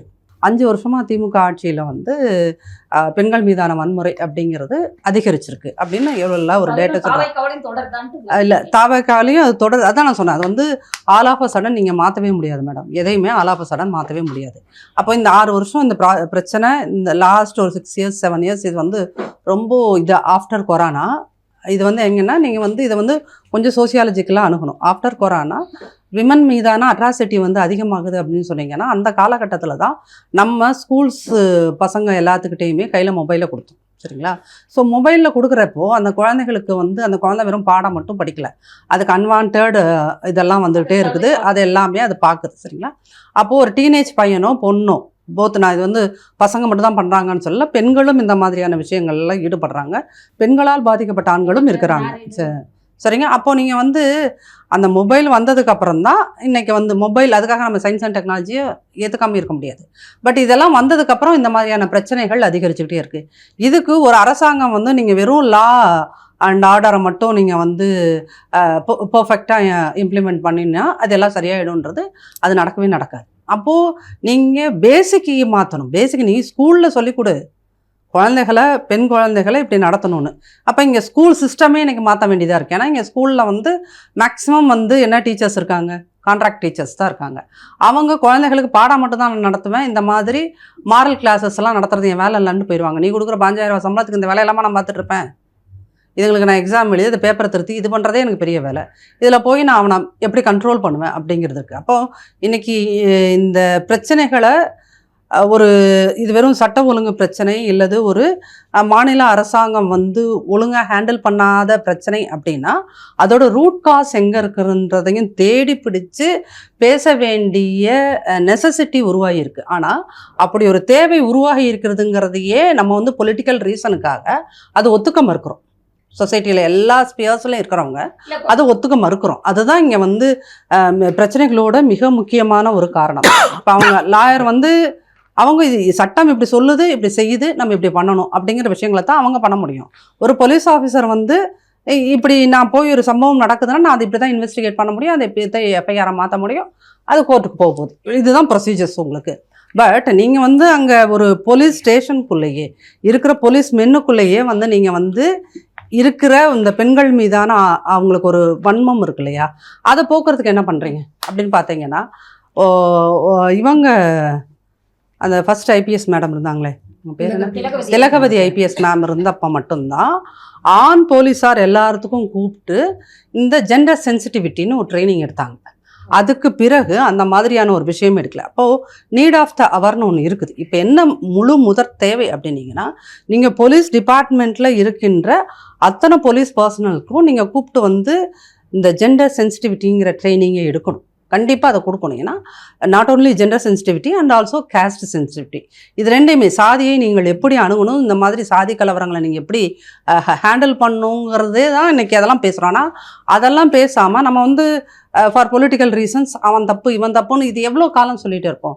அப்போ நான் என்ன நினைக்கிறேன்னா, ஒரு ஜேர்னலிஸ்ட்டாக, ஒரு அம்மாவா, ஒரு ஹியூமன் பீயிங்காக, இந்த சொசைட்டியை லவ் பண்ணுற ஒரு பொம்பளையா, எனக்கு வந்து என்னோட அடுத்த ஜென்ரேஷனை பற்றி நான் கவலைப்படுற ஒரு ஆளாக நான் சொல்கிறது என்னென்னா, நீங்கள் பேஸ்லேருந்து எல்லாத்தையுமே மாற்றுங்க. அது தாவேகா கவர்மெண்ட் செய்யணுமா? செய்யணும். இப்போ சோசியல் மீடியாவில் 10 பேர் ஒரு விஷயத்தை போயிட்டாங்க, அப்போ அந்த விஷயத்தையே நம்ம திரும்ப திரும்ப பேசணுமா அப்படின்னு பார்த்தீங்கன்னா, இப்போ உங்களுக்கு இந்த சூலூர் கேஸ் வீடியோஸ் சோசியல் மீடியாவில் அந்த பக்கத்து வீட்டு லேடி அப்படி சொன்னாங்க அவங்கள பற்றி இல்லையா, அதை தான் நீங்கள் பேசிட்டு, அது இந்த வாரம் உங்களுக்கு கிடைச்ச கண்டென்ட்டு. லாஸ்ட் வீக் ஒரு கண்டென்ட் இருந்துச்சுன்னு தெரியுங்களா, வந்து பிரதமர் மோடி வந்து மெலோனிக்குங்கிற அந்த அம்மாவுக்கு வந்து சாக்லேட் கொடுத்தாரு. ஸோ அந்த மோடி அண்ட் மெலோனி மேட்டர் வந்து உங்களுக்கு வந்து இன்ஸ்டா ஃபுல்லாக அதுதான் உங்களுக்கு. அப்போது இந்த சோசியல் மீடியா இன்ஃப்ளூயன்ஸ் இருக்கு இல்லையா, அது இன்னைக்கு world wide it's becoming a very big issue. அப்போது ஒரு சோசியல் மீடியா இன்ஃப்ளூயன்ஸுக்கு ஏற்ற மாதிரி தான் இன்றைக்கி மீடியாவும் பேசுது, அதுதான் இங்கே சப்ஜெக்டாக மாறுது. அப்போ அந்த நீங்கள் இப்போ போன வாரம் ஃபுல்லாக Modi plus Meloni equal to melody, இதுதான். எந்த இன்ஸ்டாவை திறங்க, அது பார்த்தீங்கன்னா அன்றைக்கி இருந்த என்னென்ன ஷாருக் கானுக்கு போட்டு அத்தனை ரொமான்டிக் சாங்கையும் கொண்டு வந்து இவன் இந்த வீடியோ மேலே ஏற்றி என்னென்னமோ பண்ணுறாங்க இன்ஸ்டாவில். இப்போ அந்த மாதிரி ஒரு இன்ஸ்டாவில் வந்து ஒரு லட்சக்கணக்கில் வீடியோ வேர்ல்டு வைட் வந்தது. அப்போ அந்த லட்சம் வீடியோ போட்டவனையும் கொண்டு போய் நீங்கள் அரெஸ்ட் பண்ணி உள்ளே வைக்க முடியுமா? முடியாது. அப்போது நம்ம பாலிடிக்ஸுக்கு என்னைக்கு வந்து வாட்ஸ்அப்பில் பொய் சொல்லி செய்திகளை பரப்புறத செஞ்சது யாரு? என் ஜென்ரேஷனுக்கு முன்னாடி இருக்கவன், சரிங்களா? இன்னைக்கு வந்து சூலூரில் ஒரு கேஸில் வந்து அந்த அம்மா வந்து அந்த பாதிக்கப்பட்ட அம்மா வந்து குழந்தை இழந்த அம்மா வந்து தப்பு சொல்லிட்டா அப்படின்னு நம்ம வந்து அந்த விஷயத்தையே தான் பேசிட்டு இருக்கோம்னா, அதுக்கு மூல காரணம் பார்த்தீங்கன்னா 10-14 வருஷமாக இங்கே என்ன நடக்குது அப்படின்னா, பாலிடிக்ஸ்க்கு இங்கே என்ன பண்ணுறாங்க, வாட்ஸ்அப்பில் பரப்புகின்ற செய்திகள் தான், அந்த பரப்புகின்ற பொய்கள் தான் செய்தியாக மாறுது. லாஸ் இருக்குது. இப்போ பணிபுரியும் இடத்தில் பெண்களுக்கு இந்த மாதிரி இது வந்ததுன்னா ஒர்க் ஃப்ரம் என்னதுன்னு சொல்லுவீங்க சட்டத்தை, நீங்கள் இப்போ அந்த மாதிரி சட்டங்கள் இருக்கிறதுனால என்ன ஒரு பயன் இருக்குது அப்படின்னு பார்த்தீங்கன்னா, நீங்கள் இந்த சட்டங்களை எப்படி இம்ப்ளிமெண்ட் பண்ணுறதுங்கிறது இந்த மாதிரி லாயர்ஸ் உங்களுக்கு எஜுகேட் பண்ணலாம். பட் என்னோட கொஷின் என்னன்னா, நம்ம இந்த சொசைட்டியோட அடிப்படை மாற்றத்தை என்னைக்கு உருவாக்குவோம்? மீடியா இன்னைக்கு டிஎன் மீடியாவோட ரெஸ்பான்சிபிலிட்டி அதுதான். நீங்கள் வந்து தாவேகா ஆட்சியே தான் தொடர்கிறதா, என்ன திமுகவோட ஆட்சியே தான் தாவேகாவும் கண்டினியூ பண்ணதானே? எஸ், அப்படி தான் கண்டினியூ ஆகும். ஏன் இந்த தாவேகால இல்லை தாவேகால இருக்கு நீங்கள் என்ன நினைக்கிறீங்கன்னா, தாவேகால இருக்கவான்லாம் புனிதவான்களா? தாவேகால இருக்கிறவர்கள் எல்லாம் புனிதர்களா? திமுகவில் இருந்தவங்கெல்லாம் பொறுக்கிகள், தாவேகால இருக்கிறவங்கெல்லாம் புனிதர்களா? கிடையாது. இல்லை, is also human being, is also human being, சரிங்களா? விஜய் அப்படிங்கிற 3 எழுத்து தான் உங்களுக்கு தத்துவம், விஜய்ங்கிற 3 எழுத்து தான் உங்களுக்கு சித்தாந்தம், விஜய்ங்கிறவர் தான் அங்கே இருக்கின்ற கோட்பாடு, சரிங்களா? அப்போ அந்த விஜய் எப்படி இருக்கிறாரோ அப்படி தான் அவரோட தொண்டர்கள் இருப்பாங்க. அப்போ விஜய் வந்து அவர் ஒரு முதல்வராக கேமரா முன்னாடி, உங்களுக்கு ப்ரெஸ் முன்னாடி, இன்னைக்கு டெல்லியில் போனார், கேமரா முன்னாடி அவரால் பதில் சொல்லவே முடியல. ஏன்னா இதே தான் போன வாரம் தான், எஸ், லாஸ்ட் வீக்கு அதான் தப்பு. ஏன்னா இப்போ வந்து நம்மளோட ப்ரெஸ்ஸோட மென்டாலிட்டி, இவன் தான் ஐ எம் அ ஜேர்னலிஸ்ட், ப்ரெஸ்ஸோட மென்டாலிட்டி எப்படி இருக்குது அப்படின்னு சொன்னீங்கன்னா, இப்போ விஜய் மாதிரி ஆளை வந்து நீங்கள் பதில் சொல்லாமல் போகிறீங்க சார், பதில் சொல்லாமல் போகிறீங்கன்னு பின்னாடியே ஓடுறாங்க, சரிங்களா? இதே தான் பண்ணினாரு நம்மளுடைய பிரதமர் மோடி. ஃபாரின்ல ஏற்கனவே ஒரு தடவை பண்ணினாரு, இப்போ லாஸ்ட் 10 daysக்கு முன்னாடி அதே பண்ணாரு. அதான் you have explanation for every thing, சரியா? நம்ம எல்லாருமே எல்லாத்துக்கும் எக்ஸ்பிளனேஷன் வச்சுட்டே தான் இருப்போம் மேடம். அப்போ என்னன்னா, பிரதமர் செஞ்சா நம்ம ரைட்டு, இவன் விஜய் செஞ்சுட்டார், ஏன் விஜய் செஞ்சுட்டான்? Because Vijay is a Christian. Next question, Vijay coming from a fisherman community and என்னது, விஜய் வந்து ஒரு நடிகன், ஸோ அதனால அவன் இழிவானவன் அப்படிங்கிற மாதிரி. கம்யூனிட்டி கிடையாது, அவர் வந்து Christian Vellalar, something anyhow is a Christian, Joseph Vijay, that's a problem. அப்போ என்ன அப்படின்னா, இந்த காழ்ப்புணர்வு எங்கேருந்து வருது? மீடியாவிலேருந்து தான் ஃபஸ்ட்டு அது வந்து ப்ரொபகண்டா ஆகுது, சரியா? அப்போ வந்து நீங்கள் என்ன பண்ணீங்கன்னா, ப்ரெஸ்ஸில் இருக்கிற எந்த ஒரு என்ன சொல்கிறது, இது சர்ச்சைக்கானால் பரவாயில்ல, எந்த ஆண்மையுள்ள ரிப்போர்ட்டர்ஸும் மோடியை கொஸ்டின் பண்ண முடியல. பண்ணுனீங்கன்னா நீ இருக்க மாட்டேன். மோடி எவ்வளவு பண்ணீங்களா? சரிங்களா, பிரஸ் மீட் இல்ல மேடம், நான் கேக்குறது நானு பிரஸ் மீட் கிடையாது. நீங்க பாரத பிரதமரையும் இப்ப அவர் சிஎம், இவர் சிஎம் ஆகி வரைக்கும் ஒரு நன்றி தெரிவிச்சிருக்காரு. முதல்ல இது வரைக்கும் இல்ல இல்ல press meet பண்ணியிருக்கிறாரா? எனக்கு வந்து மோடியை சொல்லணும். நான் வந்து நான் பிளேம் சொல்றேன். இந்த கம்பேரிசனே தப்பு. நீங்க கம்பாரிசன் தப்புலாம் நீங்க சொல்லாதீங்க. வந்து ஒரு பிரஸ் மீட்டுக்கு பதில் சொல்றேங்கிறீங்க. அது வந்து இல்ல, ஒரு இல்ல. International forum. அது அங்க என்ன அந்த ஸ்ட்ரக்சர்டு புரோட்டோகாலே என்ன அப்படின்னா இது அனௌன்ஸ் பண்றதானே ஒழிஞ்சு அது வந்து ஓபன் பிரஸ் கான்ஃபரன்ஸ் கிடையாது. அப்படி ஓபன் பிரஸ் கான்ஃபரன்ஸ் இல்லாதப்ப ஒருத்தவங்க क्वेश्चन கேக்குறாங்கன்னா அது நம்ம எப்படி the same இல்ல இந்த சேம் இது வந்து விஜய்க்கும் பொருந்தும். இல்ல நாங்க விஜய்க்கு என்ன விஜய் போற வழியில கேட்கணும்னு பதில் சொல்ல அவசியம் இல்ல. இது வரைக்கும் சிஎம் ஆகி ஒரு தடவை கூட ஒரு பிரஸ் மீட் கொடுக்கலையே. பிரஸ் அப்படிங்கிறது ஏன்னா இன்னைக்கு நாட்டில் நடக்கின்ற பல பிரச்சனைகளுக்கு முக்கியமான காரணம் இந்த என்டையர் மீடியா. அது டெல்லி மீடியா கோடி மீடியா ஆயிடுச்சு. இங்கே 5 வருஷம் ஃபுல்லாக மீடியா ஃபுல்லாக டிஎம்கே கண்ட்ரோலில் இருந்துச்சு. சரிங்களா? அப்போ நம்ம யாருக்குமே எந்த தைரியமும் கிடையாது. நீங்கள் 5 வருஷம் டிஎம்கே வந்து ஓவராக சப்போர்ட் பண்ணினது தான். இன்னைக்கு விஜய் வந்து ஆல் ஆஃப் அ சடன் கட்சி ஆரம்பிச்சு 2 வருஷம் கழிச்சு உட்காந்துட்டான் நம்ம எல்லாரும் வயிறு எறிகிறோம்ல, இன்க்ளூடிங் மீ. சரியா? கட்சி இன்னைக்கு தான் ஆரம்பிச்சா, 2 வருஷம் தான் ஆச்சு. எங்க புரட்சி தலைவர் எம்ஜிஆர் எத்தனை வருஷம் தான் தெரியுமா அரசியல்ல? 22 வருஷம் இருந்ததை அவர் வந்து சிஎம் ஆனாரு. 2 வருஷம் ஆனவர் இன்னைக்கு வந்து உட்காந்துட்டாரு. எஸ், நான் கூட பொறாமப்படுறேன் தான். பட் அந்த பொறாமைக்கு பின்னாடி ஒரு ரீசனை நீங்க ஒத்துக்கணும். 5 வருஷம் இருந்த மீடியா வந்து டிஎம்கேவை இங்க நடக்கிறதெல்லாம் தப்பு எங்காச்சும் சொன்னானா? சொல்லிச்சா எந்த மீடியாவாவது? எங்களை மாதிரி ஆட்கள் இங்கே வந்து உட்காந்து எதையோ ஒன்று பேசிட்டு போனோம்னா டிஎம்கே கவர்மெண்ட் இப்படி நடக்குது அப்படின்னு சொல்லிட்டு நாங்கள் ஒரு விஷயத்த சொன்னோம்னா எங்களை பிடிச்சி ட்ரோல் பண்ணுறது தான் பண்ணினாங்க. அப்போ இது என்ன அப்படின்னா நான் வந்து இந்த காஸ் அண்ட் எஃபெக்ட் தான் பேசுகிறேன். அப்போ நீங்கள் இந்த 5 வருஷம் வந்து சரியாக கவர்மெண்ட்டு டிஎம்கே ரன் பண்ணாமல் போனதோட விளைவு தான் இன்னைக்கு இது. இப்போ வந்து டிஎம்கே கவர்மெண்ட்டில் எல்லாருமே ப்ரெஸ்க்கு வருவாங்க. சிஎம் சார் வந்து அவர் வந்து ப்ரெஸ் கிட்ட வந்து இந்த கொஸ்டினை தான் கேட்கணும்னு அங்கே ஆல்ரெடி எல்லாமே செட்டப் பண்ணி வச்சுருவாங்க. உங்களுக்கு ப்ரெஸ் மீட் வந்து இப்போ என்ன செட்டப் பண்ண ப்ரெஸ் மீட்டு விஜயும் ஃபர்ஸ்ட் கொஸ்டின் இதை கேளு, நான் அதுக்கு செகண்ட் கொஸ்டினுக்கான ஆன்சர் தரேன், தேர்ட் கொஸ்டின் இதை கேளு, நான் ஃபர்ஸ்ட் கொஸ்டினுக்கான ஆன்சர் தரேன்னு சொல்லிட்டு அப்படி ஒரு கலாமுலா இதை கொடுத்துட்டு போனால் ப்ரெஸ் மீட்டை கொடுத்தோம்னா நம்ம எல்லாருமே சாட்டிஸ்ஃபை ஆகிடுவோமா? அப்போ ப்ரெஸ் முன்னாடி பேசுறது அப்படின்னு சொன்னீங்கன்னா ப்ரெஸ்ஸில் நீங்கள் என்ன பேசணும்னு எதிர்பார்க்குறோம். அது ஃபர்ஸ்ட் கொஸ்டின். ரெண்டாவது, இன்னைக்கு ப்ரெஸ் வந்து உண்மையிலே செய்திகளை செய்தியாக தருகிறார்களா? அது இந்தியன் மீடியாவும் இருக்கட்டும், தமிழ் மீடியாவும் இருக்கட்டும், செய்திகளை செய்திகளாக தருகிறார்களா? இல்லை.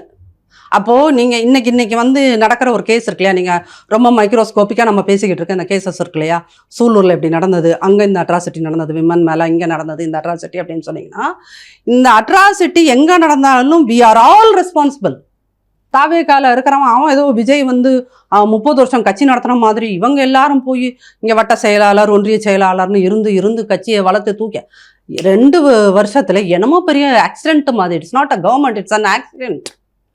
2 வருஷத்துல ஒரு பெரிய ஆக்சிடென்ட் நடந்து போயிடுச்சு. கவர்மெண்ட் ஃபார்ம் ஆயிடுச்சு 108 பேரை வச்சு. சரிங்களா? இன்னைக்கு அவர் முன்னாடி இருக்கிற சவால் வந்து இந்த கவர்மெண்ட்டை எப்படி காப்பாத்துறது?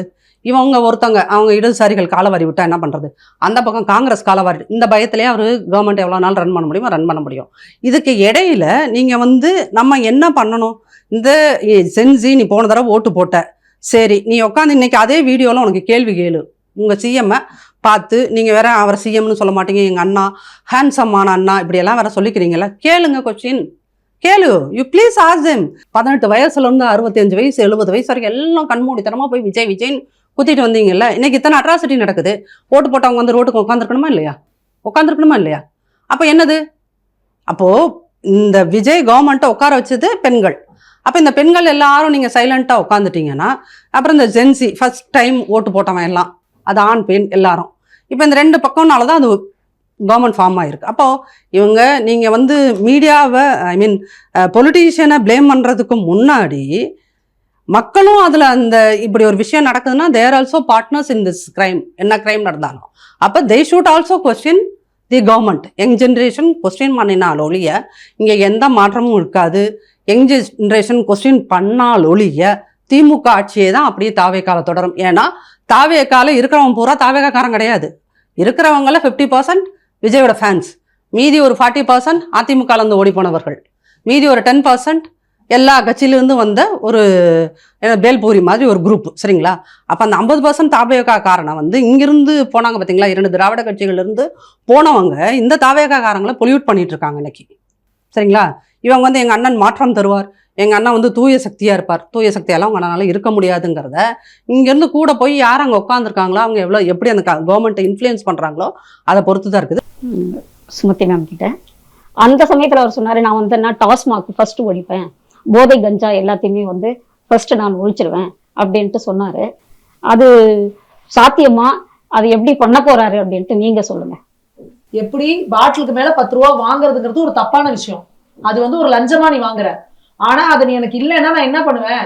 எனக்கு வருமானம் பத்தாது, டெய்லி நாங்க அதை வச்சுதான் அது பண்றோம், நீங்க எங்களை 10 ரூபா வாங்கக்கூடாதுன்னு சொன்னீங்கன்னா எங்களுக்கு கட்டுப்படி ஆகாதுன்னு சொல்லி கடையை பிடிக்க வந்து ரோட்ல வந்து ஆர்ப்பாட்டம் பண்ணிட்டு இருக்கிறோம். அப்ப இதெல்லாம் யார் பின்னாடி இருக்காங்கன்னு நீங்க நினைக்கிறீங்க? இபி கரண்ட் கட்டு இப்ப ஆட்சி ரிசல்ட் வந்ததுக்கு அப்புறம் எங்க பார்த்தாலும் அறிவிக்கப்படாத மின்வெட்டு, மெயினா குளத்தூர்ல இருக்கு. மின் கட்டு பண்றது ஃபுல்லா எங்க பார்த்தாலும் நடக்குது. எப்படி நடக்குது இதெல்லாம்? அப்போ இதெல்லாம் புரிஞ்சுக்கவே விஜய் அவர்களுக்கு வந்து ஆயிடும் மாச கணக்குல.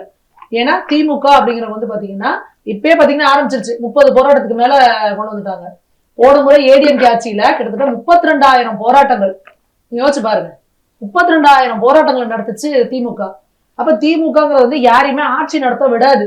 என்ன குத்தம், உட்கார்ந்தா குத்தம், நடந்தா குத்தம், எந்திரிச்சா குத்தம், படுத்தா குத்தம், அன்னைக்கு கண்ணு குத்தி மாதிரி பார்த்துட்டு இருப்பாங்க.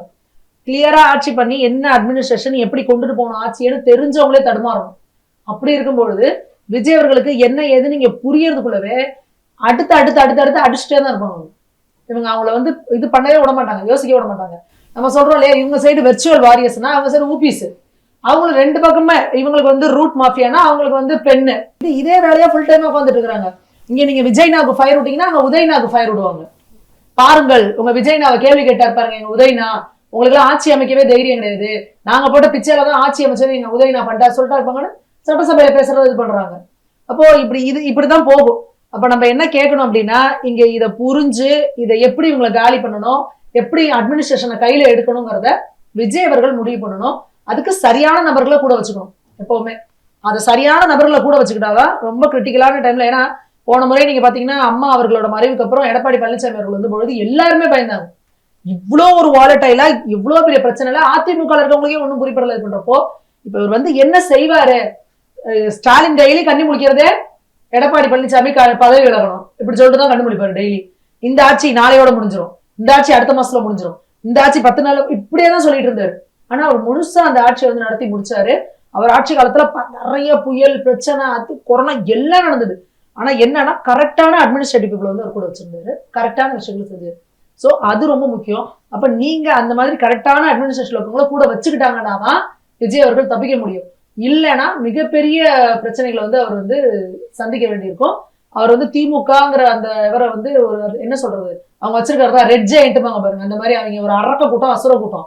நீங்க அவங்களை அவ்வளவு சாதாரணமா நினைச்சிடக்கூடாது. எதுவுமே பண்ண விட மாட்டாங்க, வேலையே செய்ய விட மாட்டாங்க.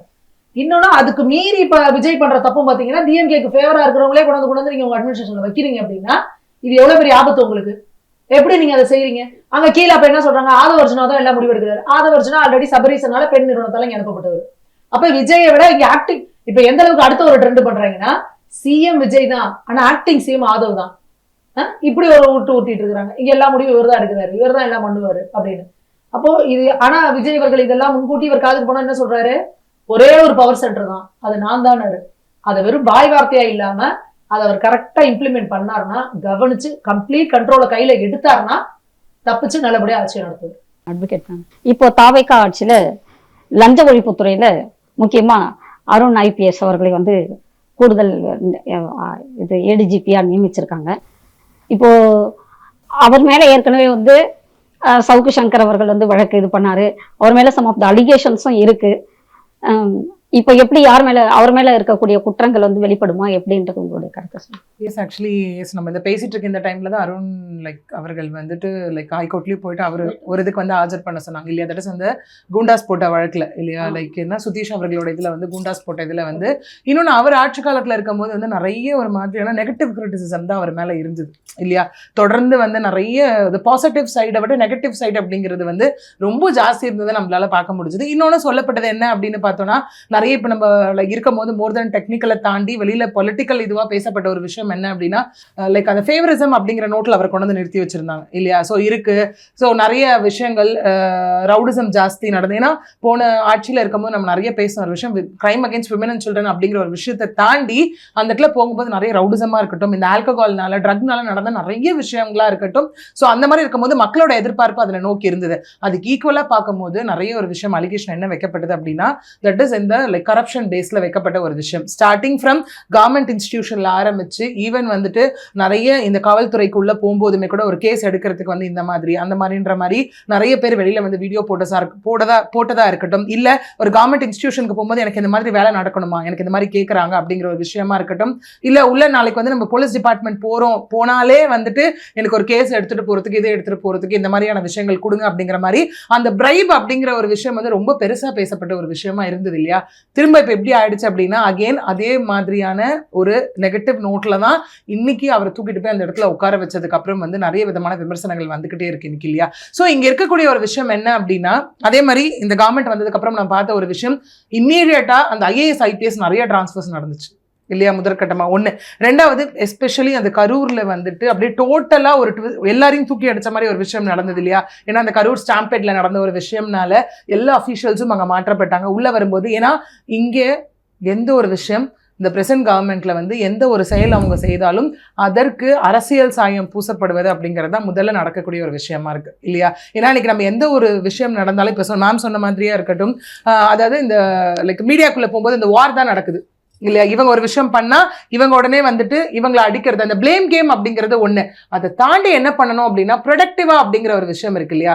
சோ இவங்க பேசுறாங்க, ஃபார் எக்ஸாம்பிள் இந்த போனதுல DMK கவர்மெண்ட் அதெல்லாம் பண்ணாங்க அப்படிங்கிற ஒரு விஷயத்தை வந்து கொண்டுட்டு வரும்போது அதுதான் விஷயம். இப்ப கொண்டு வராங்க அப்படின்னா இப்ப நீங்க இதெல்லாம் பண்றீங்க அப்படின்றத தாண்டி அடிக்காம நீங்க இதெல்லாம் பண்றீங்க, ஒருவேளை நாங்க ப்ரொடக்டிவா ஏதாவது பண்ணிருந்தா நாங்க ப்ரொடக்டிவா இதெல்லாம் பண்ணிருக்கோம் அப்படின்னும் போது அது மேபி ஒரு ட்ரெண்ட் செட்டரா மாறலாம். ஏன்னா இன்னைக்கு பார்க்கும்போது எப்படி ஆயிடுச்சு, நம்ம சொல்லுவோம் இல்லையா, ஒரு மொபைல் எடுத்தாலே ஓப்பன் பண்ணாலே நம்ம மைண்ட்ல நினைச்சது எப்படிதான் மொபைலுக்கு தெரியுது அப்படிங்கிற மாதிரி நம்ம என்ன ஒரு விஷயத்த பாக்குறோமோ அதே தான் நாளைக்கு அல்காரிதம்லயா இருக்கட்டும் இல்ல ஸ்க்ரோலிங்லயா இருக்கட்டும் அதே தான் நமக்கு வந்துட்டு இருக்கக்கூடிய ஒரு விஷயமா இருக்கும், நம்ம மைண்ட்லயும் செட் பண்ணக்கூடிய ஒரு விஷயமா இருக்கும். விச் மீன்ஸ் லேட்டர் ஆன் அது எப்படி ஆயிடும் அப்படின்னா, ஓ இந்த ஒரு பர்டிகுலர் விஷயம் இது இப்படிதான் இருக்கும் போல, நம்ம தான் நம்ம எண்ணத்தை தப்பா வச்சிருக்கோம் போல அப்படிங்கிற மாதிரி ஒரு செல்ஃப் டவுட்டிங் ஒரு விஷயம் வந்து அங்க ஃபார்ம் ஆகிறதுக்கான சான்சஸ் நிறையவே இருக்கு இல்லையா. அதே மாதிரி இந்த அருண் லைக் IPS அவர்களுடைய அப்பாயின்மெண்ட்லயுமே வந்துட்டு நம்ம இவ்வளவு நாள் நடந்த ஒரு விஷயத்தை வந்து இவர் பண்ணிட்டாரு, இவரை திரும்ப கொண்டு வந்து வச்சிருக்காருன்னா அப்ப கரப்ஷன்ன்ற ஒரு விஷயம் வந்து இங்க அழியவே அழியாதா, விச் மீன்ஸ் இது வந்து தொடர்ந்துகிட்டே இருக்குமா அப்படிங்கிற மாதிரி விஷயத்த இல்லாம ஒருவேளை நாளைக்கு அவர் ஏதாவது தவறு செய்தாலும், ஏன்னா சொன்ன மாதிரி இங்க லைக் பவர் சென்டர் லைக் எல்லா ஒரு கனெக்டிவிட்டி நான் தான் வச்சிருக்கேன் அப்படின்னும் போது நாளைக்கு யார் தவறு செய்தாலும் அவரே தவறு செய்தாலும் இந்த டிரான்ஸ்ஃபர்ஸ்லாம் நடக்குது இல்லையா, கண்டிப்பா அந்த அட்மினிஸ்ட்ரேட்டிவ் ரீதியா அவரும் அங்க மாற்றப்படுவாரா அப்படிங்கிற ஒரு கேள்வி இந்த இடத்துல வருது இல்லையா ஒண்ணு. சோ இதனை நோக்கி ஏன் இது நான் சொல்ல வரேன் அப்படின்னா, இதே மாதிரி ஒரு விஷயம் தான் நம்ம எல்லாம் பெருசா பேசப்பட்ட ஒரு விஷயம் வரும்போதே வந்து விமன் சைல்டு டாஸ்மாக் ட்ரக் அப்படின்னு பேசும்போது இந்த ஆன்டி நார்கோட்டிக் ட்ரக்ஸ்ன்ற ஃபோர்ஸும் உள்ள கொண்டு வந்து கிட்டத்தட்ட 1000க்கும் மேற்பட்ட ரவுடிஸ் வந்து அரெஸ்ட் பண்ணப்பட்டாங்க இல்லையா. அதுல வந்து ட்ரக்ஸோட பொசிஷன் வச்சிருந்தவங்க கிட்டத்தட்ட கோடி கணக்குல கிலோ கணக்குல வந்து அங்க பிடிக்கப்பட்டது. இந்த டாஸ்மாக்கே பார்த்தோம் அப்படின்னா இந்த 717 டாஸ்மார்கள் வந்து மூடப்படும் அப்படின்னு சொன்னாங்க. எஸ்பெஷலி அதே மாதிரி அந்த பப்ளிக் ஸ்பாட்ஸ்ல இருக்கிறது எல்லாமே education institutions, temple, bus stop எல்லாமே இருந்தது. அப்ப எல்லாருக்குமே என்ன ஆச்சு அப்படின்னா லைக் ஒரு பெரிய சந்தோஷம் வந்தது, ஆஹா மூடிடுறாங்க அப்படின்னு. ஆனா அதுலயும் பாத்தீங்க அப்படின்னா இந்த 500 மீட்டருக்குள்ள மூடப்படும்னு சொன்னாங்க இல்லையா. இன்னைக்கு கடையை காலி பண்ணவங்க எல்லாம் அப்படியே காலி பண்ணிட்டு போயிட்டாங்களான்னு கேட்டா அதுல இருக்கக்கூடிய பாதி சதவீதம் பேர் 500 மீட்டர் தாண்டி போய் ஓபன் பண்ணிட்டாங்க கொஞ்ச தூரத்துல. ஏன்னா 500 மீட்டர் தானே அவங்க அங்க போடப்பட்ட ஒரு விஷயம். அங்க வந்து என்ன ஜிஓ பாஸ் பண்ணிருக்காங்கன்னா அந்த 500 மீட்டருக்குள்ள இருக்கக்கூடாது அப்படிங்கிறது தான். அந்த 500 மீட்டரை தாண்டி 600வது மீட்டர்ல 501ல நீங்க வச்சா கூட 510ல வச்சா கூட. சோ இந்த மாதிரி விஷயங்கள் தான் இங்க எப்படி இவங்க டாக்கிள் பண்ண போறாங்க அப்படிங்கிறது ஒண்ணு. ரெண்டாவது இவங்களை நோக்கி வைக்கப்படுற ஒரு பெரிய எக்ஸ்பெக்டேஷன் என்ன அப்படின்னா, யார் தவறு செய்தாலும் தவறு அப்படிங்கிற ஒரு விஷயம் இங்க மாறுமா அப்படிங்கிறது. ஏன்னா இங்க ரீசெண்டாவே பார்த்தோம் அப்படின்னா சோஷியல் மீடியா அப்படிங்கிறோட இம்பாக்ட் ஜாஸ்தி ஆயிடுச்சு. இப்ப எப்படி ஆகுதுன்னா இவங்க ஒரு விஷயம் சரியா செஞ்சா கொண்டு வர்றது ஒரு பக்கம், அதை தாண்டி எப்பவுமே நம்ம ஒரு தவறு செய்யறோம் அப்படின்னும் அது இன்னும் ஜாஸ்தி வெளிப்படையாகும் இல்லையா. அந்த மாதிரி இங்க பிரைப் வாங்குறதா இருக்கட்டும். நமக்கு ரீசெண்டா ஒரு அனௌன்ஸ்மெண்ட் வந்துச்சு இல்லையா.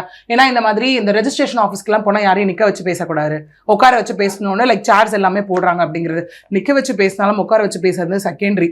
அவங்களுக்கான ஒரு விஷயத்த எந்தவித பிரைபும் இல்லாம பண்ணித்தர போறாங்களான்றது தான் எங்க கொஸ்டின் மார்க்கு. அடுத்ததாக மேம், அதாவது வந்து சவுக்கு சங்கர் அவர்கள் குண்டாஸ்ல இருந்து விடுவிக்கப்பட்டார். அதே போல ஏர்போர்ட் மூர்த்தியும் பாதிக்கப்பட்டு அவரும் விடுவிக்கப்பட்டார். அவருக்கு வந்து நிறைய பேர் வந்து குரல் கொடுத்தாங்க. அவரும் திரு அருண் IPS அவர்கள் மீது வந்து நிறைய அலிகேஷன்ஸ் வச்சாரு, குற்றச்சாட்டு வச்சாரு, இவரால் தான் நான் உள்ள போனேன் அப்படின்ற மாதிரி. ஆனா இப்ப சவுக்கு சங்கர் வந்து அவர் மேல குற்றச்சாட்டு பண்ணியிருக்கிறார் இல்லைங்களா, அதுக்கு அவர் மேல ஏதாவது வந்து விசாரணை தொடங்குமா, சவுக்கு சங்கர் அவர்களுக்கு நியாயம் கிடைக்குமா? இல்லை, இது சவுக்கு சங்கர் வெர்சஸ் அருண் அப்படிங்கிற மாதிரி போயிட்டு இருக்கு. அந்த இஷ்யூவே அந்த மாதிரி தான் போயிட்டுருக்கு. ஏன்னா அவர் வெளியே வந்ததுக்கப்புறம் வந்து எல்லா மீடியாலேயும் உட்காந்துட்டு அருண் வந்து யார் தெரியுமா, அருண் மேலே இவ்வளோ கேசஸ் இருக்குது, அருண் இப்படி பண்ணிட்டாரு அப்படி பண்ணிட்டாரு அப்படின்னு. பட் ஆனால் இன்றைக்கி பவரில் இருக்கிறது அருண் தான் இல்லையா. சவுக்கு சங்கர் எப்போதும் போல் ஒரு ஜேர்னலிஸ்ட். இந்த அவருக்கான நியாயம் கிடைக்குமா அப்படின்னீங்கன்னா, இப்போது அட்மினிஸ்ட்ரேட்டிவ் லைனில் வந்து விஜய் ஒரு முதல்வராக என்ன பண்ண போகிறாரு அப்படிங்கிறது தான். அவர் வந்து அன்னைக்கு இருந்த சிச்சுவேஷனுக்கு நான் வந்து தூய்மையான அரசாங்கத்தை கொடுப்பான்னு சொல்லிட்டு ஸ்கிரிப்டில் பேசிட்டு போயிட்டார். பட் ஒரு கவர்மெண்ட் ரன் பண்ணும்போது அதே மாதிரி தூய்மையான அரசாங்கத்தை அவரால் கொடுக்க முடியுமா? அவர் ஒரு காமராஜரை போல இருப்பாரா? காமராஜர்னா அவங்களுக்கு ஒரு ஐக்கான். காமராஜரை போல இருப்பாரா அப்படிங்கிறது போக போக தான் தெரியும். ஃபஸ்ட்டு அவர் அருணை திருப்பி கொண்டு வந்து இவ்வளோ பெரிய பொறுப்பில் ஒரு ஏடிஜிபியை உட்கார வச்சதே வந்து விஜய் அப்படிங்கிற ஒரு முதல்வர் மேல் இவர் காமராஜர் அல்ல அப்படிங்கிற ஒரு பிம்பத்தை உடைச்சிருச்சு. சரிங்களா? இன்கேஸ் அது ஒரு ரைட் டெசிஷனா அப்படின்னு என்னை நான் யோசிக்கும் போது அது டெஃபினட்டாக அவர் சரியான மிகச்சரியான ஒரு இது கிடையாது. அந்த டெசிஷனே என்னை பொறுத்தளவுக்கு ரொம்ப தப்பு. அப்போது விஜய் அவர்கள் வந்து இந்த தமிழ்நாட்டில் அந்த 5 வருஷம் திமுக ஆட்சியில் என்ன நடந்தது, அதில் அருண் எந்தெந்த வழக்குகளில் எப்படி எப்படியெல்லாம் செயல்பட்டார் அப்படிங்கிறத அவர் கண்டினியூஸாக டெய்லியும் ஒரு நியூஸ் பேப்பர் பார்க்குறதோ இல்லை ஒரு தொலைக்காட்சியை பார்க்குறதோ இல்லை அட்லீஸ்ட் சோசியல் மீடியாவில் அவர் அருண் பற்றி வருகிற செய்திகளை அவர் பார்த்துருந்தா இந்த முடிவை அவர் எடுத்துருக்கவே மாட்டார். இப்போ சவுக்கு சங்கர் பற்றி எதை கேட்டேன் அப்படின்னு சொன்னீங்கன்னா, அது வந்து மோஸ்ட் சென்சிட்டிவ். அவங்க வீட்டில் மலம் கொட்டினது, அதுக்கு அடுத்தது வந்து மன உளைச்சல்லே அவங்க அம்மா வந்து இறந்து போயிட்டது. அதனால தான் உங்ககிட்ட அந்த கொஸ்டின் கேட்குறேன். இல்லை இப்போ இல்லை நீங்கள் இது வந்து சவுக்கு சங்கர் அதான் சொன்னேன், சவுக்கு வெர்சஸ் அருண் அப்படிங்கிறத தாண்டி ஒரு கேஸ் நமக்கு தெரியுது சவுக்கு அஃபெக்ட் ஆயிருக்கார் அப்படின்னு. பட் அருண் அவர்களால் இதை விடவும் மோசமாக அஃபெக்ட் ஆனவங்களாக இருக்கலாம். ஸோ அந்த இடத்துல தான் கேட்குறேன், உண்மையிலுமே முதல்வர் விஜய் அவர் வந்து நீங்கள் அருண் அவர்களை வந்து இந்த ஏடிஜிபி போஸ்ட்டில் உட்கார வச்சது, நீங்கள் காமராஜரை ஒரு பெரிய ஐக்கானாக நீங்கள் சொல்லும்போது காமராஜர் மிக நிச்சயமாக இப்படியான முடிவுகளை எடுக்க மாட்டார். காமராஜர் தனக்கு எது நேர்மையாக தோணுதோ, தனக்கு எது சரிதுன்னு படுதோ அதைத்தான் பண்ணுவார். அதனால தான் காமராஜரை இன்னும் தமிழ்நாட்டோட ஒரு நவீன சிற்பின்னு சொல்லிக்கிட்டு இருக்கோம். அப்போது காமராஜர் பேரை சொல்லிவிட்டு நீங்கள் இந்த யங் ஜென்ரேஷன்லாம் நீங்கள் காமராஜர்னு சொன்னதுக்கு அப்புறம் தான் ஜென்சி யாரா காமராஜர்னு தேடி படித்தான். அப்போ அவன்கிட்ட நீங்கள் வந்து என்ன ஒரு ஒப்பீனியனை நீங்கள் இவர் கிரியேட் பண்ண போகிறாரு? அதுதான் நீங்கள் எனக்கு பொறுத்தளவுக்கு வந்து சவுக்கு சங்கர் அம்மா ஒரு மன உளைச்சலில் இருந்தது இல்லாமல் அவங்கள வந்து அவங்களுடைய கடைசி காலத்தை நிம்மதியாக கழிக்க விடாமல் பண்ணினாங்க திமுக அரசாங்கம். அப்போ அந்த இதுக்கு வந்து வெறும் அருண் மட்டும்தான் அதை பொறுப்பேற்க முடியாது. அது அந்த என்டையர் போலீஸையும் கையில் வச்சுருந்தா முன்னாள் முதல்வர் ஸ்டாலின் ஐயாவுக்கும் அதில் பங்கு இருக்குது. அப்போ நீங்கள் வந்து அவர் இன்னைக்கு எம்எல்ஏவாக கூட இல்லாத சிச்சுவேஷனில் அவரும் பொறுப்பேற்கணும் இல்லையா? அப்போ வந்து இன்னொரு விஷயம் இதில் ரொம்ப மைனூட்டாக கவனிக்கிறது வேண்டியது என்ன அப்படின்னா, அருண் இன்னமும் திமுக காரர்களுக்கு ஃபேவர் பண்ண மாட்டாருன்றது என்ன நிச்சயம்? அது ஒன்று இருக்குல்ல, அவர் என்ன பண்ணுவார் அப்படிங்கிறது. அப்போ அது ஏற்கனவே ஒரு கவர்மெண்ட் பொதுவாக ஜென்ரலாக என்ன பண்ணுவாங்கன்னா, இப்போ அம்மாலாம் ஆட்சிக்கு வராங்க அப்படின்னிங்கன்னா முந்தின கவர்மெண்ட்டில் இருந்த ஆஃபீஸர்ஸ் எல்லாத்தையும் கலைச்சி போட்டுருவாங்க. அவங்கள அதை அப்படியே வச்சுருக்க மாட்டாங்க. அப்படியே எல்லாத்தையும் கலைச்சி அது யார் எப்போ எப்படி மாறுவாங்கன்னே தெரியாத அளவுக்கு கலைச்சி போடுவாங்க. That is called good administration. அப்போ அந்த மாதிரி தான் இவர் பண்ணியிருந்துருக்கணும். ஏற்கனவே பல்வேறு விமர்சனங்களுக்கு ஆளான ஒருத்தரை நீங்கள் கொண்டு வந்து திருப்பி ஒரு ஏடிஜிபி மாதிரி கொண்டு வந்து வைக்கிறது அப்படிங்கிறது அது விஜய்க்கே ஆபத்தாக முடியும் நாளைக்கு. அதுதாங்க முக்கியம். இவர் ஏன்னா தன்னை சுற்றி அந்த ஃபஸ்ட்டு லைனில் இருக்கிற ஆட்கள் எல்லாத்தையும் இவர் சொல்கிறார் இல்லையா, நான் தூய்மையான ஆட்சியை தருவேன்னு. அந்த தூய்மையான ஆட்சியை தரக்கூடிய அதிகாரிகளை அவரை சுற்றி அந்த ஃபஸ்ட் லைனில் இருக்கவங்க எல்லாருமே இவரை சுற்றி இருக்கிற ஆட்கள் எல்லாருமே அந்த தூய்மையான ஆட்சியை தருவார்களா அப்படின்னு பார்த்தீங்கன்னா, நீங்கள் நம்மளுடைய சபாநாயகர் ஜேசிடி பிரபாகர்லேருந்து ஆரம்பிக்கணும் அதை. சரிங்களா? அப்போ அவர் வந்து அதிமுக கவர்மெண்ட்டில் இருந்தப்போ அவர் என்ன மாதிரி ஆளாக அவர் இருந்தார். இன்றைக்கி அவர் அங்கே போனோன்னா அவர் 50 வருஷமாக வந்து புரட்சித் தலைவர் காலத்துலேருந்து இந்த அரசியலில் இருக்கார். சரிங்களா? அப்போ இங்கே அவர் என்னென்ன வேலை பார்த்தாருன்றது அவருக்கும் தெரியும். ஸோ அப்போ இன்றைக்கி அங்கே போயிட்டு அவர் ஆல் ஆஃப் அ சடன் ஒரு விஜய் ரசிகராகி தாவிகாரராக ஆயிட்டார்னா, எம்ஜிஆர் ரசிகர் விஜய் ரசிகராகி தாவிகாரராக ஆயிட்டார் அப்படின்னா இவர் வந்து இங்கே என்ன சக்தி தீய சக்தியாக இருந்தவர் அங்கே போனோன்னு தூய சக்தியாக அது எப்படி எல்லாம் ஒரே செகண்டில் நடக்கும்? அப்போ விஜய் அவர்களோட ஃபஸ்ட்டு சர்க்கிளில் இருக்கிற எல்லாருமே whether it is officers or politicians, they're all most corrupted people. Most corrupted people அப்படிங்கும்போது விஜய் அவர்களால் தான் சொன்ன மாதிரியான தூய அரசாங்கத்தை தரவே முடியாது அப்படிங்கிற இடத்துல நான் திரும்பவும் நான் ஜென்சி குழந்தைங்கள்ட்ட தான் போகிறேன். உங்கள் முதல்வர், நம்முடைய முதல்வர் உங்கள் விஜய் அண்ணா எடுக்கின்ற ஒவ்வொரு முடிவுகளுமே, ஏன்னா நீங்கள் இப்போ எல்லாருமே இந்த ஜென்சி என்ன பண்ணுறான், வீட்டில் காலையில் நியூஸ் பார்க்குறான், தன்னை சுற்றி என்ன நடக்குதுங்கிறத இது பண்ணுறான். அவன் இப்போ தான் ஆக்சுவலி பொலிட்டிசைஸ் ஆகிட்டு இருக்கான். அப்போ இந்த மாதிரி ஒரு அதிகாரி அருண் IPS AGDPயாக வராருன்னா உடனே கூகுளில் தட்டு, அவரை பற்றி 1000 செய்தி வரும். அப்போ நம்ம அண்ணா வந்து ஒருத்தரை போஸ்ட் பண்ணியிருக்காரு, அவர் உண்மையிலுமே சரியான நபரா இல்லையா அப்படின்றத நீ தெரிஞ்சுக்கிட்டேன்னா தான் நீ உங்கள் அண்ணனை கொஸ்டின் பண்ண முடியும். அப்போ நம்ம மீண்டும் மீண்டும் நான் சொல்ல விரும்புறது என்ன அப்படின்னீங்கன்னா, விஜய் அவர்களை சுற்றிய அந்த ஃபர்ஸ்ட் சர்க்கிள் தூயவர்களாக இருக்கிறார்களாங்கிறத இந்த ஜென்சி நீ கொஸ்டின் பண்ணினால் ஒழிய இங்கே மாற்றம்னு ஒன்றுமே நடக்காது. அப்போது அவர் வாயளவுக்கு சொல்லிட்டு போயிருக்கலாம் மாற்றம்னு, ஆனால் இந்த குழந்தைகள் நம்பிச்சில்ல மாற்றம் வேணும்னு. அப்போ நீ அந்த மாற்றம் எனக்கு கொடு, நீ எனக்கு அந்த மாற்றத்தை கொடு, அந்த மாற்றத்தை கொடு அப்படின்னு சொல்லிட்டு டெய்லி நீ சோசியல் மீடியாவில், நீங்கள் சோசியல் மீடியாவில் அந்த மாதிரி வந்த கவர்மெண்ட்டுன்னு தானே உங்கள் மேலே இன்னைக்கு விமர்சனம். நீ சோசியல் மீடியாவில் டெய்லி உட்காந்துக்கோ, மொபைலை வச்சுக்கோ, கேளு, இன்னைக்கு போய் உட்காந்து கேளு, இந்த வீடியோ பார்க்க போகிற குழந்தைகள் கேளு.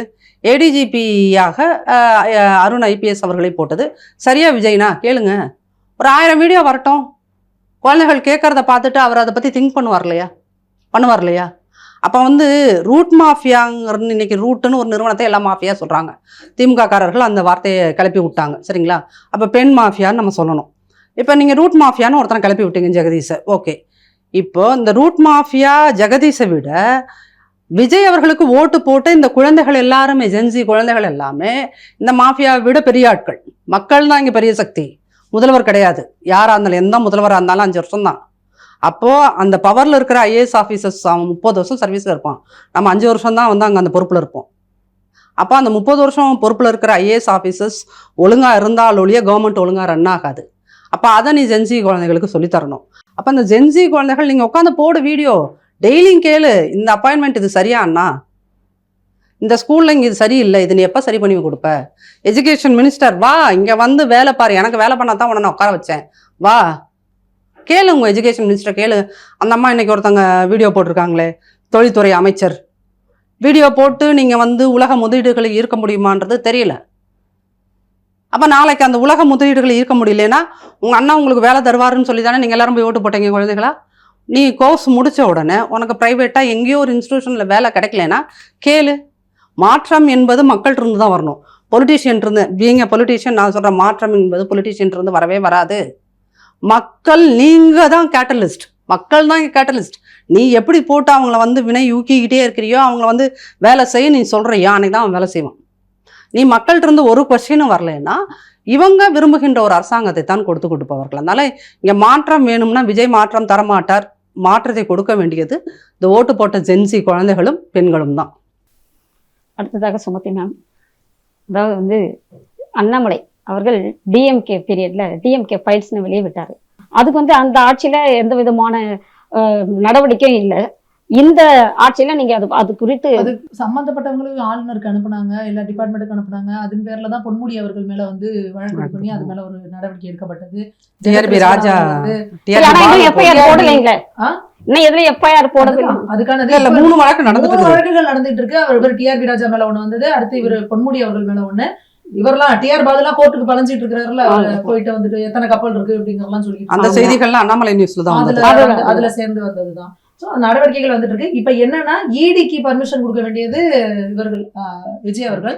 ED வந்து லெட்டர் போட்டிருக்காங்க நேரு அவர்களுக்காக. இது வரைக்கும் 2 லெட்டர் வந்துருச்சு. இன்னும் அவர் வந்து அதுக்கான எந்த ரெஸ்பான்ஸும் பண்ணாம இருக்காரு.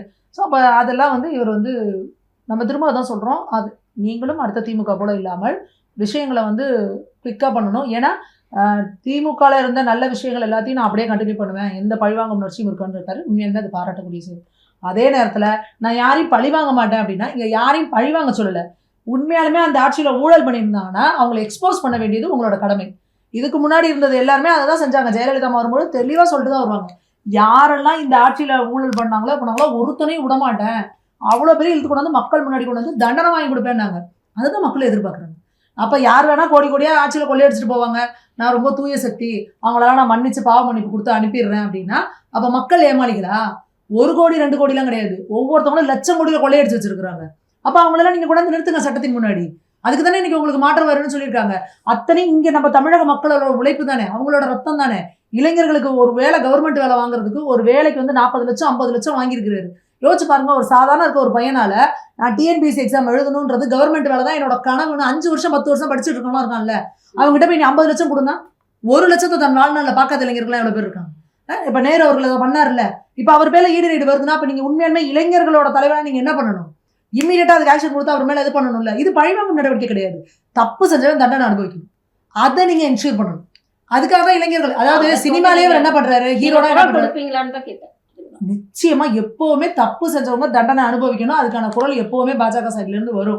ஏன்னா பாஜகவோடதே என்னன்னா கிளியர் கவர்னன்ஸ், ஊழல் லஞ்சம் இல்லாத ஆட்சியை கொடுக்கணும் அப்படிங்கறத எல்லா இடங்களையும் நாங்க என்ஷூர் பண்ணிட்டு இருக்கோம். அதனாலதான் பாஜக வடநாடுகள்ல வட மாநிலங்கள் எல்லா இடத்துலயுமே 2ஆம் முறை 3ஆம் முறை திரும்ப ஆட்சிக்கு வந்துட்டு இருக்காங்க. ஒரு முறை அவங்க ஆட்சிக்கு வந்துட்டாங்கன்னா அதை மக்கள் பார்த்துட்டாங்க அப்படின்னாங்கன்னா திரும்ப அவங்களுக்கு தான் ஓட்டு போடுவாங்க, வேற யாரும் அங்க வந்து ஜெயிக்கவே முடியாது. அந்த அளவுக்கு ஒரு கிளியர் கவர்னன்ஸ் வந்து கொடுத்துட்டு இருக்காங்க. பாரத பிரதமர் மோடி அவர்கள் பாருங்க, இதுவரை 3 முறை வந்து பிரதமர் நேத்தோட வந்து 12 வருடங்களை நிறைவு செஞ்சிருக்காரு. ஆனா இது வரைக்கும் அவர் மேல ஒரு கம்ப்ளைண்ட் கூட கிடையாது. ஊழல் குற்றச்சாட்டு வந்துச்சு, அங்க போனார், நிரூபிச்சார்ன்றது இல்லை, ஒரு குற்றச்சாட்டு கூட அவர் மேல கிடையாது. அந்த அளவுக்கு கிளீனான ஒரு ஆட்சியை கொடுத்துட்டு இருக்காங்க. அப்படிங்கும்பொழுது அந்த இடத்துல இங்க வந்து திமுக மேல நாங்க நிறைய வந்து சொன்னோம், நிறைய இடங்கள்ல ஈடி ரைடு வந்தது, எல்லாத்தையும் வந்து திமுக எப்படி வந்து போச்சுங்கிறத நாங்க எக்ஸ்போஸ் பண்ணிட்டே இருந்தோம். இந்த முறை நீங்க சொன்னும் போல அவங்களுக்கான டைம் கொடுத்துருக்கோம். ஆனா ஈடி வந்து ஒரு லெட்டர் அனுப்பிடுச்சு, நேரு அவர்களை பத்தி அனுப்பிடுச்சு. ஏன் இன்னும் உங்க சைட்ல இருந்து பதில் வரல அப்படிங்கிறது தெரியல. அதே போல அக்கா ராச்சல் அக்கா சொன்னது போல ஜென்சி கிட்ஸ் எல்லாருமே இந்த இன்ஸ்டால வர ரீல்ஸ் எல்லாத்தையுமே அப்படியே நம்பி அப்படியே ஃபார்வர்ட் பண்ணாம எதுனாலும் தயவு செஞ்சு கூகுள்ல போய் சர்ச் பண்ணுவோம். இன்னைக்கு நாங்கெல்லாம் முன்னெல்லாம் ஒரு விஷயம் தெரியும்னா நாங்களாம் 20 வருஷத்துக்கு முன்னாடி லைப்ரரிக்கு போகணும், தேடணும், அந்த வருஷம் நியூஸ் பேப்பர் எடுக்கணும், அவ்வளோ விஷயம். இன்னைக்கு எல்லாமே உங்க கையில இருக்கு, மொபைல்ல ஒரு சாட் ஜிபிடிலையோ இல்ல ஜெமினிலையோ இல்ல கூகுள்ல போயிட்டு இந்த விஷயம் உண்மையான்னு டைப் பண்ணீங்கன்னா வந்துட போகுது. அதை விட்டுட்டு நீங்க எல்லாத்தையும் அப்படியே நம்ம வந்து ஒரு ஃபேன் மோட்லயே இருக்காதீங்க. சினிமால விஜயை வந்து ஒரு நடிகரா எனக்கும் பிடிக்கும், எனக்கு நடிகரா நான் அவரோட ஃபேனு, படத்தை பார்க்கலாம், விசில் அடிக்கலாம், கை தட்டலாம். ஆனா நம்ம நாட்டை கொடுத்துருக்கோம் சரியா, அப்போ அவர் சிஎம்னா அதுக்கான பொறுப்புகள் இருக்கு. இன்னமும் நம்ம அவர் செய்யற எல்லாத்துக்கும் விசில் அடிக்கணும் அப்படின்ற அவசியம் கிடையாது. அவர் என்ன செய்யறாரு, அவர் பத்தி வர தகவல்கள், ஒருவேளை இது விஜய் அவர்கள் பரப்பாதான் இருக்கலாம், கீழே இருக்கிறவங்க பண்றாங்கன்னா அப்போ ஒரு விஷயம் வருதுன்னா அது உண்மையா பொய்யா அதை தெரிஞ்சுக்கிட்டு அதுக்கப்புறம் நீங்க வந்து அதை வந்து ஃபார்வர்ட் பண்ணுங்க. எல்லாத்தையுமே ஃபார்வர்ட் பண்ணிட்டு எல்லாத்தையும் இது பண்ணிட்டு போய் பிரச்சனைகள்ல மாட்டிக்காதீங்க. எல்லாத்துக்கும் நீங்க விமர்சனம் சொல்லணும்னு அவசியம் கிடையாது. அதே போல கண்டபடிக்கு திட்டுறது யாரா இருந்தாலும் சரி, சிஎம் விஜய் அவர்களை திட்டுறதா இருந்தாலும் சரி, எதிர் சைட்ல இருக்கவங்களை திட்டுறதா இருந்தாலும் சரி, தயவு செஞ்சு அந்த டெக்கோரம் ஃபாலோ பண்ணுங்க. இதுக்கு முன்னாடி நீங்க ஃபேன் பாய்ஸா வந்து வேற நடிகரை திட்டிருப்பீங்க, அதெல்லாம் வேற. இப்ப நீங்க அரசியலுக்குள்ள வந்து என்ன பண்றீங்க அப்படின்னா எதிர்கட்சி தலைவர்களையும் சரி அரசியல் இருக்கிறவங்களையும் சரி கண்டமணிக்கு திட்டில வீடியோ போடுறீங்க. அப்ப டக்குன்னு அவங்க வந்து ஒரு எஃப்ஐஆர் ஃபைல் பண்றாங்க அப்படின்னா உங்க லைஃபே போயிடும். நீங்க ஏதோ ஒரு வீட்டுக்குள்ள இருந்துட்டு ஒரு வீடியோ போடுறோம், யார் பாக்குறாங்கன்னு நீங்க நினைக்கலாம். ஆனா இன்னைக்கு நீங்க அப்படியே காட்டுத்தனமா ஒரு வீடியோ அப்படி இறக்கிட்டு இப்படி ஏத்தக்குள்ள பார்த்தா 1000 ஷேர் ஓடுது. நீங்க அப்படி ஷேர் பண்ணிடுறீங்க. ஆனா என்ன ஆகுது அவங்களோட வாழ்க்கை, அவ்வளவுதான். ஒரு எஃப்ஐஆர் விழுந்துருச்சுன்னா அதுக்கப்புறம் அவங்களால இன்னைக்கெல்லாம் வந்து ஒரு ஐடி கம்பெனிஸே வந்து பேக்ரவுண்ட் வெரிஃபிகேஷன் பண்றாங்க. எஃப்ஐஆர் வந்து அவங்க லைஃப் போச்சு, ஒரு பிரைவேட் வேலை கூட கிடைக்காது. அதனால தயவு செஞ்சு இளைஞர்கள் பொறுப்போட நடந்துக்கோங்க. நீங்க ஒரு மாற்றம் வேணும்னு நினைச்சிருக்கீங்க, ஓட்டு போட்டிருக்கீங்க, ஒரு அரசை கொண்டு வந்திருக்கீங்க, எல்லாம் நல்லதுதான். ஆனா கண் மூடிக்கிட்டு எதையும் நம்பாதீங்க. விஜய் அவர்கள் செஞ்சதுல ஒரு மிகப்பெரிய நல்ல விஷயம் என்ன அப்படின்னா, இவ்வளவு நாள் சினிமா முகத்துல தெரிஞ்சுட்டு இருந்தவங்களை வந்து பிக் பாஸ் பார்த்துட்டு இருந்தவங்களை வந்து சட்டசபையை பார்க்க வச்சிருக்காரு, அரசியல் என்ன நடக்குதுன்னு பார்க்க வச்சிருக்காரு.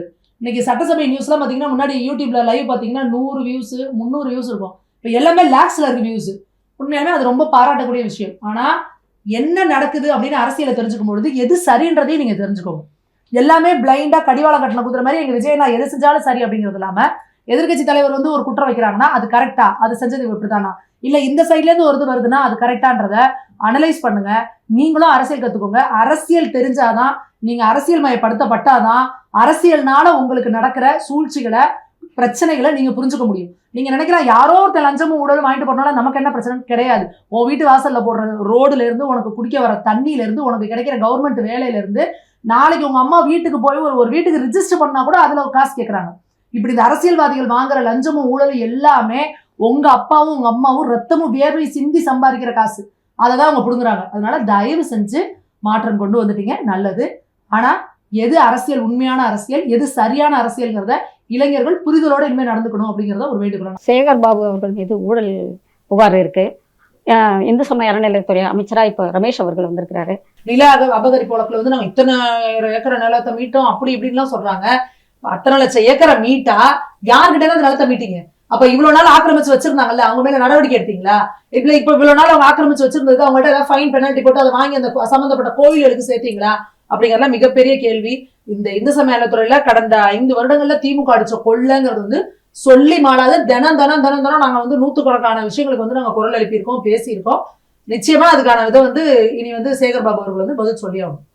அடுத்ததாக வன்னியரசு அவர்கள், அமைச்சர் வன்னியரசு அவர்கள் விஜய் அவர்களை சொன்னாரு, ஆர்எஸ்எஸ்னுடைய பிள்ளை, பிஜேபியினுடைய பி டீம் அப்படின்னு எல்லாம் சொல்லி ஒட்டுப்புழு அப்படின்லாம் கூட சொன்னாரு. ஆனா இப்ப வந்து அவருடைய அமைச்சரவையிலேயே இவர் போயிட்டு அமைச்சரா இருக்கிறாரு. அதை பத்தி என்ன சொல்றீங்க? அதுதான் திருமாவளவன் பிஜேபி தான் சொன்னாரு. திருமாவளவன் தான் சொன்னாரு, அவர் ஆர்எஸ்எஸ் பெற்றெடுத்த பிள்ளை, அந்த ஐடியாலஜி அந்த இதுல கருத்துல எந்த மாற்றமும் இல்ல, ஆனா ஆதரவு கொடுக்குறோம் அப்படிங்கிறாங்க. இது என்ன மாதிரியான ஒரு புரிதல் சித்தாந்தம் அடிப்படைன்றதே எங்களுக்கு ஒண்ணுமே புரியல. நீங்க இங்க திமுக பொறுத்த வரைக்கும் சரி, திமுக கூட்டணியில இருக்கவங்களும் சரி, இங்க தமிழ்நாட்டுல எது நடந்தாலும் அது பாஜக காரங்க பண்ற வேலை. பாஜக மக்கள் நீதி மையம் ஆரம்பிச்சு என்ன சொன்னாங்க, ஒரு பாஜகவோட பி டீம்னாங்க. இன்னைக்கு அந்த பி டீம் எங்க போய் நிக்குது? முழுக்க எல்லாத்தையும் மையமே போய் திமுக மையம் கொண்டுருச்சு. அப்ப இங்க எந்த நடந்தாலுமே பாஜகன்னு சொல்றதுதான் வந்து அவங்க வந்து ஒரு அவங்களாம் அப்படியே அது ஒரு ஜோம்பிஸ் மாதிரி அவங்க அப்படியே பழக்கப்பட்டுட்டாங்க, அப்படியே இருக்கிறாங்க. வன்னியரசு அவர்களை வந்து இந்த அமைச்சரவை சமூக நீதித்துறை அமைச்சரவை கொடுத்தது அப்படிங்கிறது வந்து நாங்கள் கடுமையான கண்டனங்களை தெரிவிச்சோம். ஏன்னா அவர் மேல வந்து ஆயுள் தண்டனை குற்றவாளி அவர், ஆயுள் தண்டனை பெற்றவர் அவர். அது மட்டும் இல்லாம இந்துக்கள் அப்படின்னாலே எனக்கு அருவருப்பா இருக்குன்னு பேசினவர் மீடியால. இந்துக்கள்னா எனக்கு அருவருப்பா இருக்கு அப்படின்னு பேசினவர். வெற்றிவேல் வீரவேன்னு சொன்னா முடிஞ்சு போச்சா, இந்து மதத்தை ஒழிச்சேதான் தீரணும் அப்படின்னு பேசினவர். இப்படி பேசின ஒருத்தர கூட நீங்க சமூக நீதித்துறையில உட்கார வைக்கிறீங்கன்னா இது எப்படி என்ன சமூக நீதி அப்படின்றது எங்களுக்கு புரியல. ஒரு குறிப்பிட்ட மதத்தை அழிச்சே தீருவேன்னு சொல்றவங்க மதச்சார்பற்றவங்க, எல்லாரும் ஒன்னியா எல்லாம் ஒல்லா இருங்க, நம்ம எல்லாரும் இந்தியர்கள்னு சொல்றவங்க மதவாதி அப்படின்னா அப்ப அதையும் நான் இளைஞர்கள்ட்டே விட்டுறேன். அப்ப இன்னைக்கு விஜய் அவர்களுக்கு ஓட்டு போட்டிருக்கவங்களா இந்து இளைஞர்கள் ஓட்டு போடலையா? அப்ப அவங்க தான் கேள்வி கேட்கணும், ஏன்னா எங்களை இந்துக்களை அழிப்பேன்னு சொல்றாங்களே, அவங்களுக்கு ஏன்னா நீங்க வந்து அமைச்சரவையில் இடம் கொடுத்துருக்கீங்கன்னா இந்த இளைஞர்கள் கேள்வி கேட்கணும். நிறைய இன்னைக்கு ட்விட்டர்ல கேள்வி கேட்கறாங்க. இந்த மாதிரி முஸ்தபா அவர்கள் வந்து ஆமா நாங்கெல்லாம் வந்து பெரியாரையும் அம்பேத்கரையும் ஏத்துட்டு வந்திருக்கோம், சனாதனத்தை ஒழிக்கதான் வந்திருக்கோம்னு சொன்ன பொழுது நீங்க ட்விட்டர்ல போய் கமெண்ட் எடுத்து பாருங்க. டிவிக்கு பசங்க நிறைய பேர் வந்து கீழே போய் கேள்வி கேட்டிருக்காங்க, நீங்க ஏன்னா இந்த மாதிரி சொல்றீங்க, அப்படி எப்படி சொல்லலாம் அப்படின்னு கேள்வி கேட்டிருக்காங்க. நான் உண்மையா இந்த மாற்றத்தை தான் இளைஞர்கள்கிட்ட எதிர்பார்க்கிறேன். இங்க இந்துக்களும் இஸ்லாமியர்களும் முஸ்லிம்கள் கிறிஸ்தவர்கள் எல்லாரும் ஓட்டு போட்டு தான் நீங்க ஆட்சிக்கு வந்திருக்கீங்க. அனைவரையும் சமமா நடத்தவே நீங்க பதவி பிரமாணம் எடுத்திருக்கீங்க. அதெல்லாம் ஒரு மதத்தை சேர்ந்தவங்களை ஒழிச்சேதான் தரணும். அவங்க பேர் சொன்னா அருவருப்பா இருக்கு. என்ன மாதிரி வார்த்தை பாருங்க, இந்துக்கள்னு சொன்னா எனக்கு அருவருப்பா இருக்குங்கிறது. அப்ப நீங்க இந்து மக்களை எப்படி பாப்பீங்க? அவங்கள பார்த்தா உங்களுக்கு அருவருப்பா இருக்குமா? அப்ப இந்த மாதிரி இருக்கிற ஒருத்தர என்ன துறையில கொண்டு போட்டிருக்கீங்க? சமூக நீதித்துறை. என்ன மாதிரி லட்சணமா சமூக நீதியை காப்பாத்துவாரு? இந்த இப்ப முந்தானத்து போய் சட்டத்துறை அமைச்சரை போய் பார்த்திருக்கிறாரு. என்ன லெட்டர் கொடுத்திருக்கிறாரு? இஸ்லாமிய சிறை கைதிகளை விடுவிக்கணும், நீண்ட பரோல் கொடுக்கணும். ஜெயில் கைதியில என்ன இஸ்லாமிய சிறை கைதி, கிறிஸ்துவ சிறை கைதி, இந்து சிறை கைதி. அப்போ நீங்க யாருக்காக? நான் என்ன சொல்றேன், இஸ்லாமிய மக்களுக்கு நல்லது செய்யணும்னு கேளுங்க, பட்டியலின மக்களை மேல கொண்டு வரணும்னு பேசுங்க, கிறிஸ்தவ மக்களை மேல கொண்டு வரணும்னு பேசுங்க. சிறை கைதி மேலதான் உங்களுக்கு ரொம்ப கரசனை பொத்துக்கிட்டு வலியுமா? இங்க ஏற்கனவே சட்டம் ஒழுங்கு சீரழிஞ்சு கிடக்குது. 60 வயசு பொம்பளை இருந்து 80 வயசு பொம்பளை வெளியே போக முடியாம கிடக்குது. ஏற்கனவே ஒரு குற்றம் பண்ணிட்டு தான் போய் ஜெயில உட்காந்துருக்கான். அவனை எதுக்கு வெளியில கொண்டு வரணுங்கிறீங்க? முன்கூட்டியே விடுதலை கொடுக்கணுமா, நீண்ட பரோல் கொடுக்கணுமா? அப்ப எதுக்கு நீங்க சமூக நீதித்துறை அமைச்சரை வாங்கி வச்சிருக்கீங்க? அப்ப இந்த மாதிரிதான் லட்சணம் போயிட்டு இருக்கு அப்படின்னா அப்ப நான் திரும்ப இந்த இளைஞர்கள் தான் கேள்வி கேட்கணும், இவங்க எல்லாம் கொண்டாந்து எதுக்கு சமூக நீதித்துறை போடுறீங்க? விசிகால வேற யாருமே இல்லையா? விசிகால பட்டியலின மக்களுக்காக குரல் எடுக்கக்கூடிய வேற யாருமே இல்லையா? விசிகால ரொம்ப கரெக்டான இதுல வரவங்க இல்லையா? இந்த மாதிரி ஒரு அக்யூஸ்ட் இதுல இருக்கிறவங்க இந்த மாதிரி ஒரு ப்ரொஃபைல அவரோட அபிடேவிட்லயே கொடுத்துருக்காரு. 4 கேஸ் அவர் மேல இருக்கு. இவரை தான் கொண்டு வந்து நீங்க சமூக நீதித்துறை அமைச்சரா போடுவாரா விஜய் அவர்கள்? இதுக்கு பேர் தூய சக்தியா? அதான் திருப்பி கேட்கிறோம். நீங்க பண்றதெல்லாம் இப்படி பண்ணிக்கிட்டே இருப்பீங்க. ஆனா நான் தூய சக்தினா அப்ப நம்ம ஒன்னொன்னு எங்க கைய வச்சாலுமே அங்கதான் தூய சக்தியில வந்து நிக்குது. அதுதான் இப்ப நீங்க மாற்றம் சொல்றீங்க, எங்களுக்கு ஏமாற்றமா தான் இருக்கு. அடுத்ததாக இப்ப பாத்தீங்கன்னா திமுக ஆட்சி வழக்குகள் அதுல நிலுவையில இருக்கிறது, சட்டம் ஒழுங்கு நிறைவு குறித்து சில கருத்துக்கள் சொல்லி நீங்க முடிச்சுக்கலாம். ஒரு விஷயம், இந்த ஒரு பர்டிகுலர் இந்த எலெக்ஷன் இதுல பார்த்தோம் அப்படின்னா சொன்ன மாதிரி இது வரைக்கும் யங்ஸ்டர்ஸ்க்கு வந்து லைக் பாலிடிக்ஸ்னா என்னன்னு தெரியாது. ஓகே, மொத்தம் எத்தனை சீட்ஸ், லைக் எத்தனை தொகுதி இருக்கு, ஓகே எவ்வளவு மெஜாரிட்டி வேணும், அங்க அசம்பிளிலாம் என்ன, அதுக்கப்புறம் என்ன ஸ்பீக்கர்னா யாரு, கொறடானா யாரு அப்படிங்கிற விஷயம் எதுவுமே தெரியாம இருந்தது. அந்த ஒரு விஷயத்துல வந்து இங்க தாவேகா உள்ள வரும்போதா இருக்கட்டும், இல்ல இவங்களுக்கு இந்த மாதிரியான விஷயங்கள் நடக்கும் போதா இருக்கட்டும், மக்களுக்கு என்ன ஆச்சு அப்படின்னா எஸ்பெஷலி லைக் அந்த யங்ஸ்டர்ஸ் என்ன பண்ண ஆரம்பிச்சாங்கன்னா தேடி தெரிஞ்சுக்க ஆரம்பிச்சாங்க. ஓகே, தட் இஸ் பாலிடிக்ஸ் என்ன, ஓகே which means like அதுல என்ன இருக்கும், அங்க அசம்பிளினா என்ன அப்படிங்கிற மாதிரி நிறைய பேர் வீடியோஸ் எல்லாம் பார்க்க முடிஞ்சது. 10 நாளா எங்களால எந்த வேலையும் பார்க்க முடியல, பட் எங்களுக்கு முழுக்க என்ன நடக்குதுன்னு தான் பார்த்துட்டு இருந்தோம் அப்படின்னு. அதே யங்ஸ்டர்ஸ் இந்த 10 நாளைக்கு அப்புறம் எங்க போனாங்க? அது பிக் கொஸ்டின் இல்லையா? ஏன்னா என்ன நடந்தது, ஆட்சிக்கு வரணும். இது எப்படி இருக்கு அப்படின்னா வந்து ஃபார் எக்ஸாம்பிள் எல்லாமே இருக்கு. ஒரு மூவி வரணும்னா மூவி வந்துருச்சு, ஃபர்ஸ்ட் டே ஃபர்ஸ்ட் ஷோ நான் பார்த்துறேன், அதோட என் வேலை முடிஞ்சிருச்சு அப்படிங்கிற மாதிரி தான் இருக்கு இந்த விஷயம். அதுக்கப்புறம் வந்ததுக்கு அப்புறம் உள்ள வந்துட்டு இங்க கேள்வி கேட்கக்கூடியது யார்? ஏன்னா இன்னைக்கு சோஷியல் மீடியாவோட பவர் அப்படிங்கிறது ரொம்ப ஜாஸ்தி. இதே வந்து நம்ம எல்லாம் பார்த்தோம் ஒரு விஷயம், ரொம்ப வந்து ஒரு வாரத்துக்கு முன்னாடி ஒரு 10 நாள் கிட்ட ஆட்சிக்கு வந்தோடனே வந்து அந்த சேர்ல ஒயிட் டவல் விஷயம் ரொம்ப பெருசா போயிருந்தது இல்லையா? அதாவது ட்வீட் போட்டாங்கன்னு சொல்லிட்டு இம்மீடியட்டா எடுத்து ரெஸ்பாண்ட் பண்ணக்கூடிய ஒரு விஷயம். ஸோ இங்க மேம்லாம் சொன்ன மாதிரி வந்து இந்த ஜென்சி அவங்களாம் கேள்வி கேட்கும் போது இப்ப ஒருத்தர் அப்பாயின்மெண்ட்ஸ் இவங்க எல்லாம் போகும்போது வந்து என்ன ஆகுது அப்படின்னா, இப்ப இங்க மக்களே நிறைய பேர் நம்ம வீடியோஸ் போடுறது நம்மளால பார்க்க முடியுது. என்னன்னா கரூர்ல நடந்த ஒரு சம்பவம், அதே காவல்துறை வந்து சம்பந்தமே எல்லாம் போயிட்டு பொதுமக்கள் அடிச்ச ஒரு விஷயம் இல்லையா?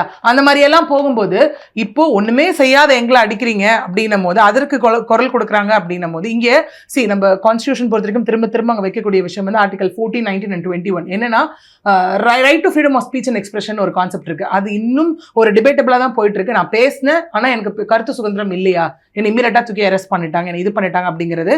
இங்க இன்னொன்னும் பார்த்தோம்னா தாவேக் அவர்கள் உள்ள ரொம்ப சொன்ன ஒரு விஷயம், பிறப்புக்கும் எல்லா உயிருக்கும், which means நம்ம சொல்ற ஒரு விஷயம் வந்து லைக் யாரு பிறந்துட்டாலுமே okay as a citizen like all are equal irrespective of sex, caste, gender, race இது எல்லாமே இல்லாம சமத்துவமான ஒரு விஷயத்தை தான் கொண்டு வரணும், மக்களுக்கும் அப்படி கொண்டு போய் சேர்க்கணும் அப்படிங்கிற ஒரு விஷயம் தான். ஸோ அப்படி இருக்கும்போது இங்கே இப்போ மைண்ட் செட் பார்த்துக்கோங்களேன், இப்போ நான் எல்லா விஷயத்துலையும் கரெக்டா இருந்தா மட்டும்தான் நான் கரெக்டான விஷயத்தை கொண்டு போய் சேர்ப்பேன் இல்லையா?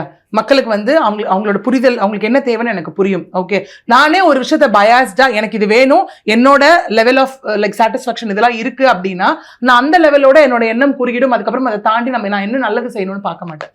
அந்த மாதிரி தான் இந்த கரப்ஷன் பேஸ்டா இருக்கவங்க இல்ல இன்னும் வந்து அவங்க மேல என்னென்ன ஒரு குற்ற பின்னணி இருக்கோ அவங்க எல்லாரையும் கூட்டிட்டு வந்து உட்கார வைக்கும் போது அங்க அதுல எவ்வளவு பேர் அன்பயாஸ்டா இப்ப நடக்க போறாங்கன்ற ஒரு கொஸ்டின் இருக்குல்ல.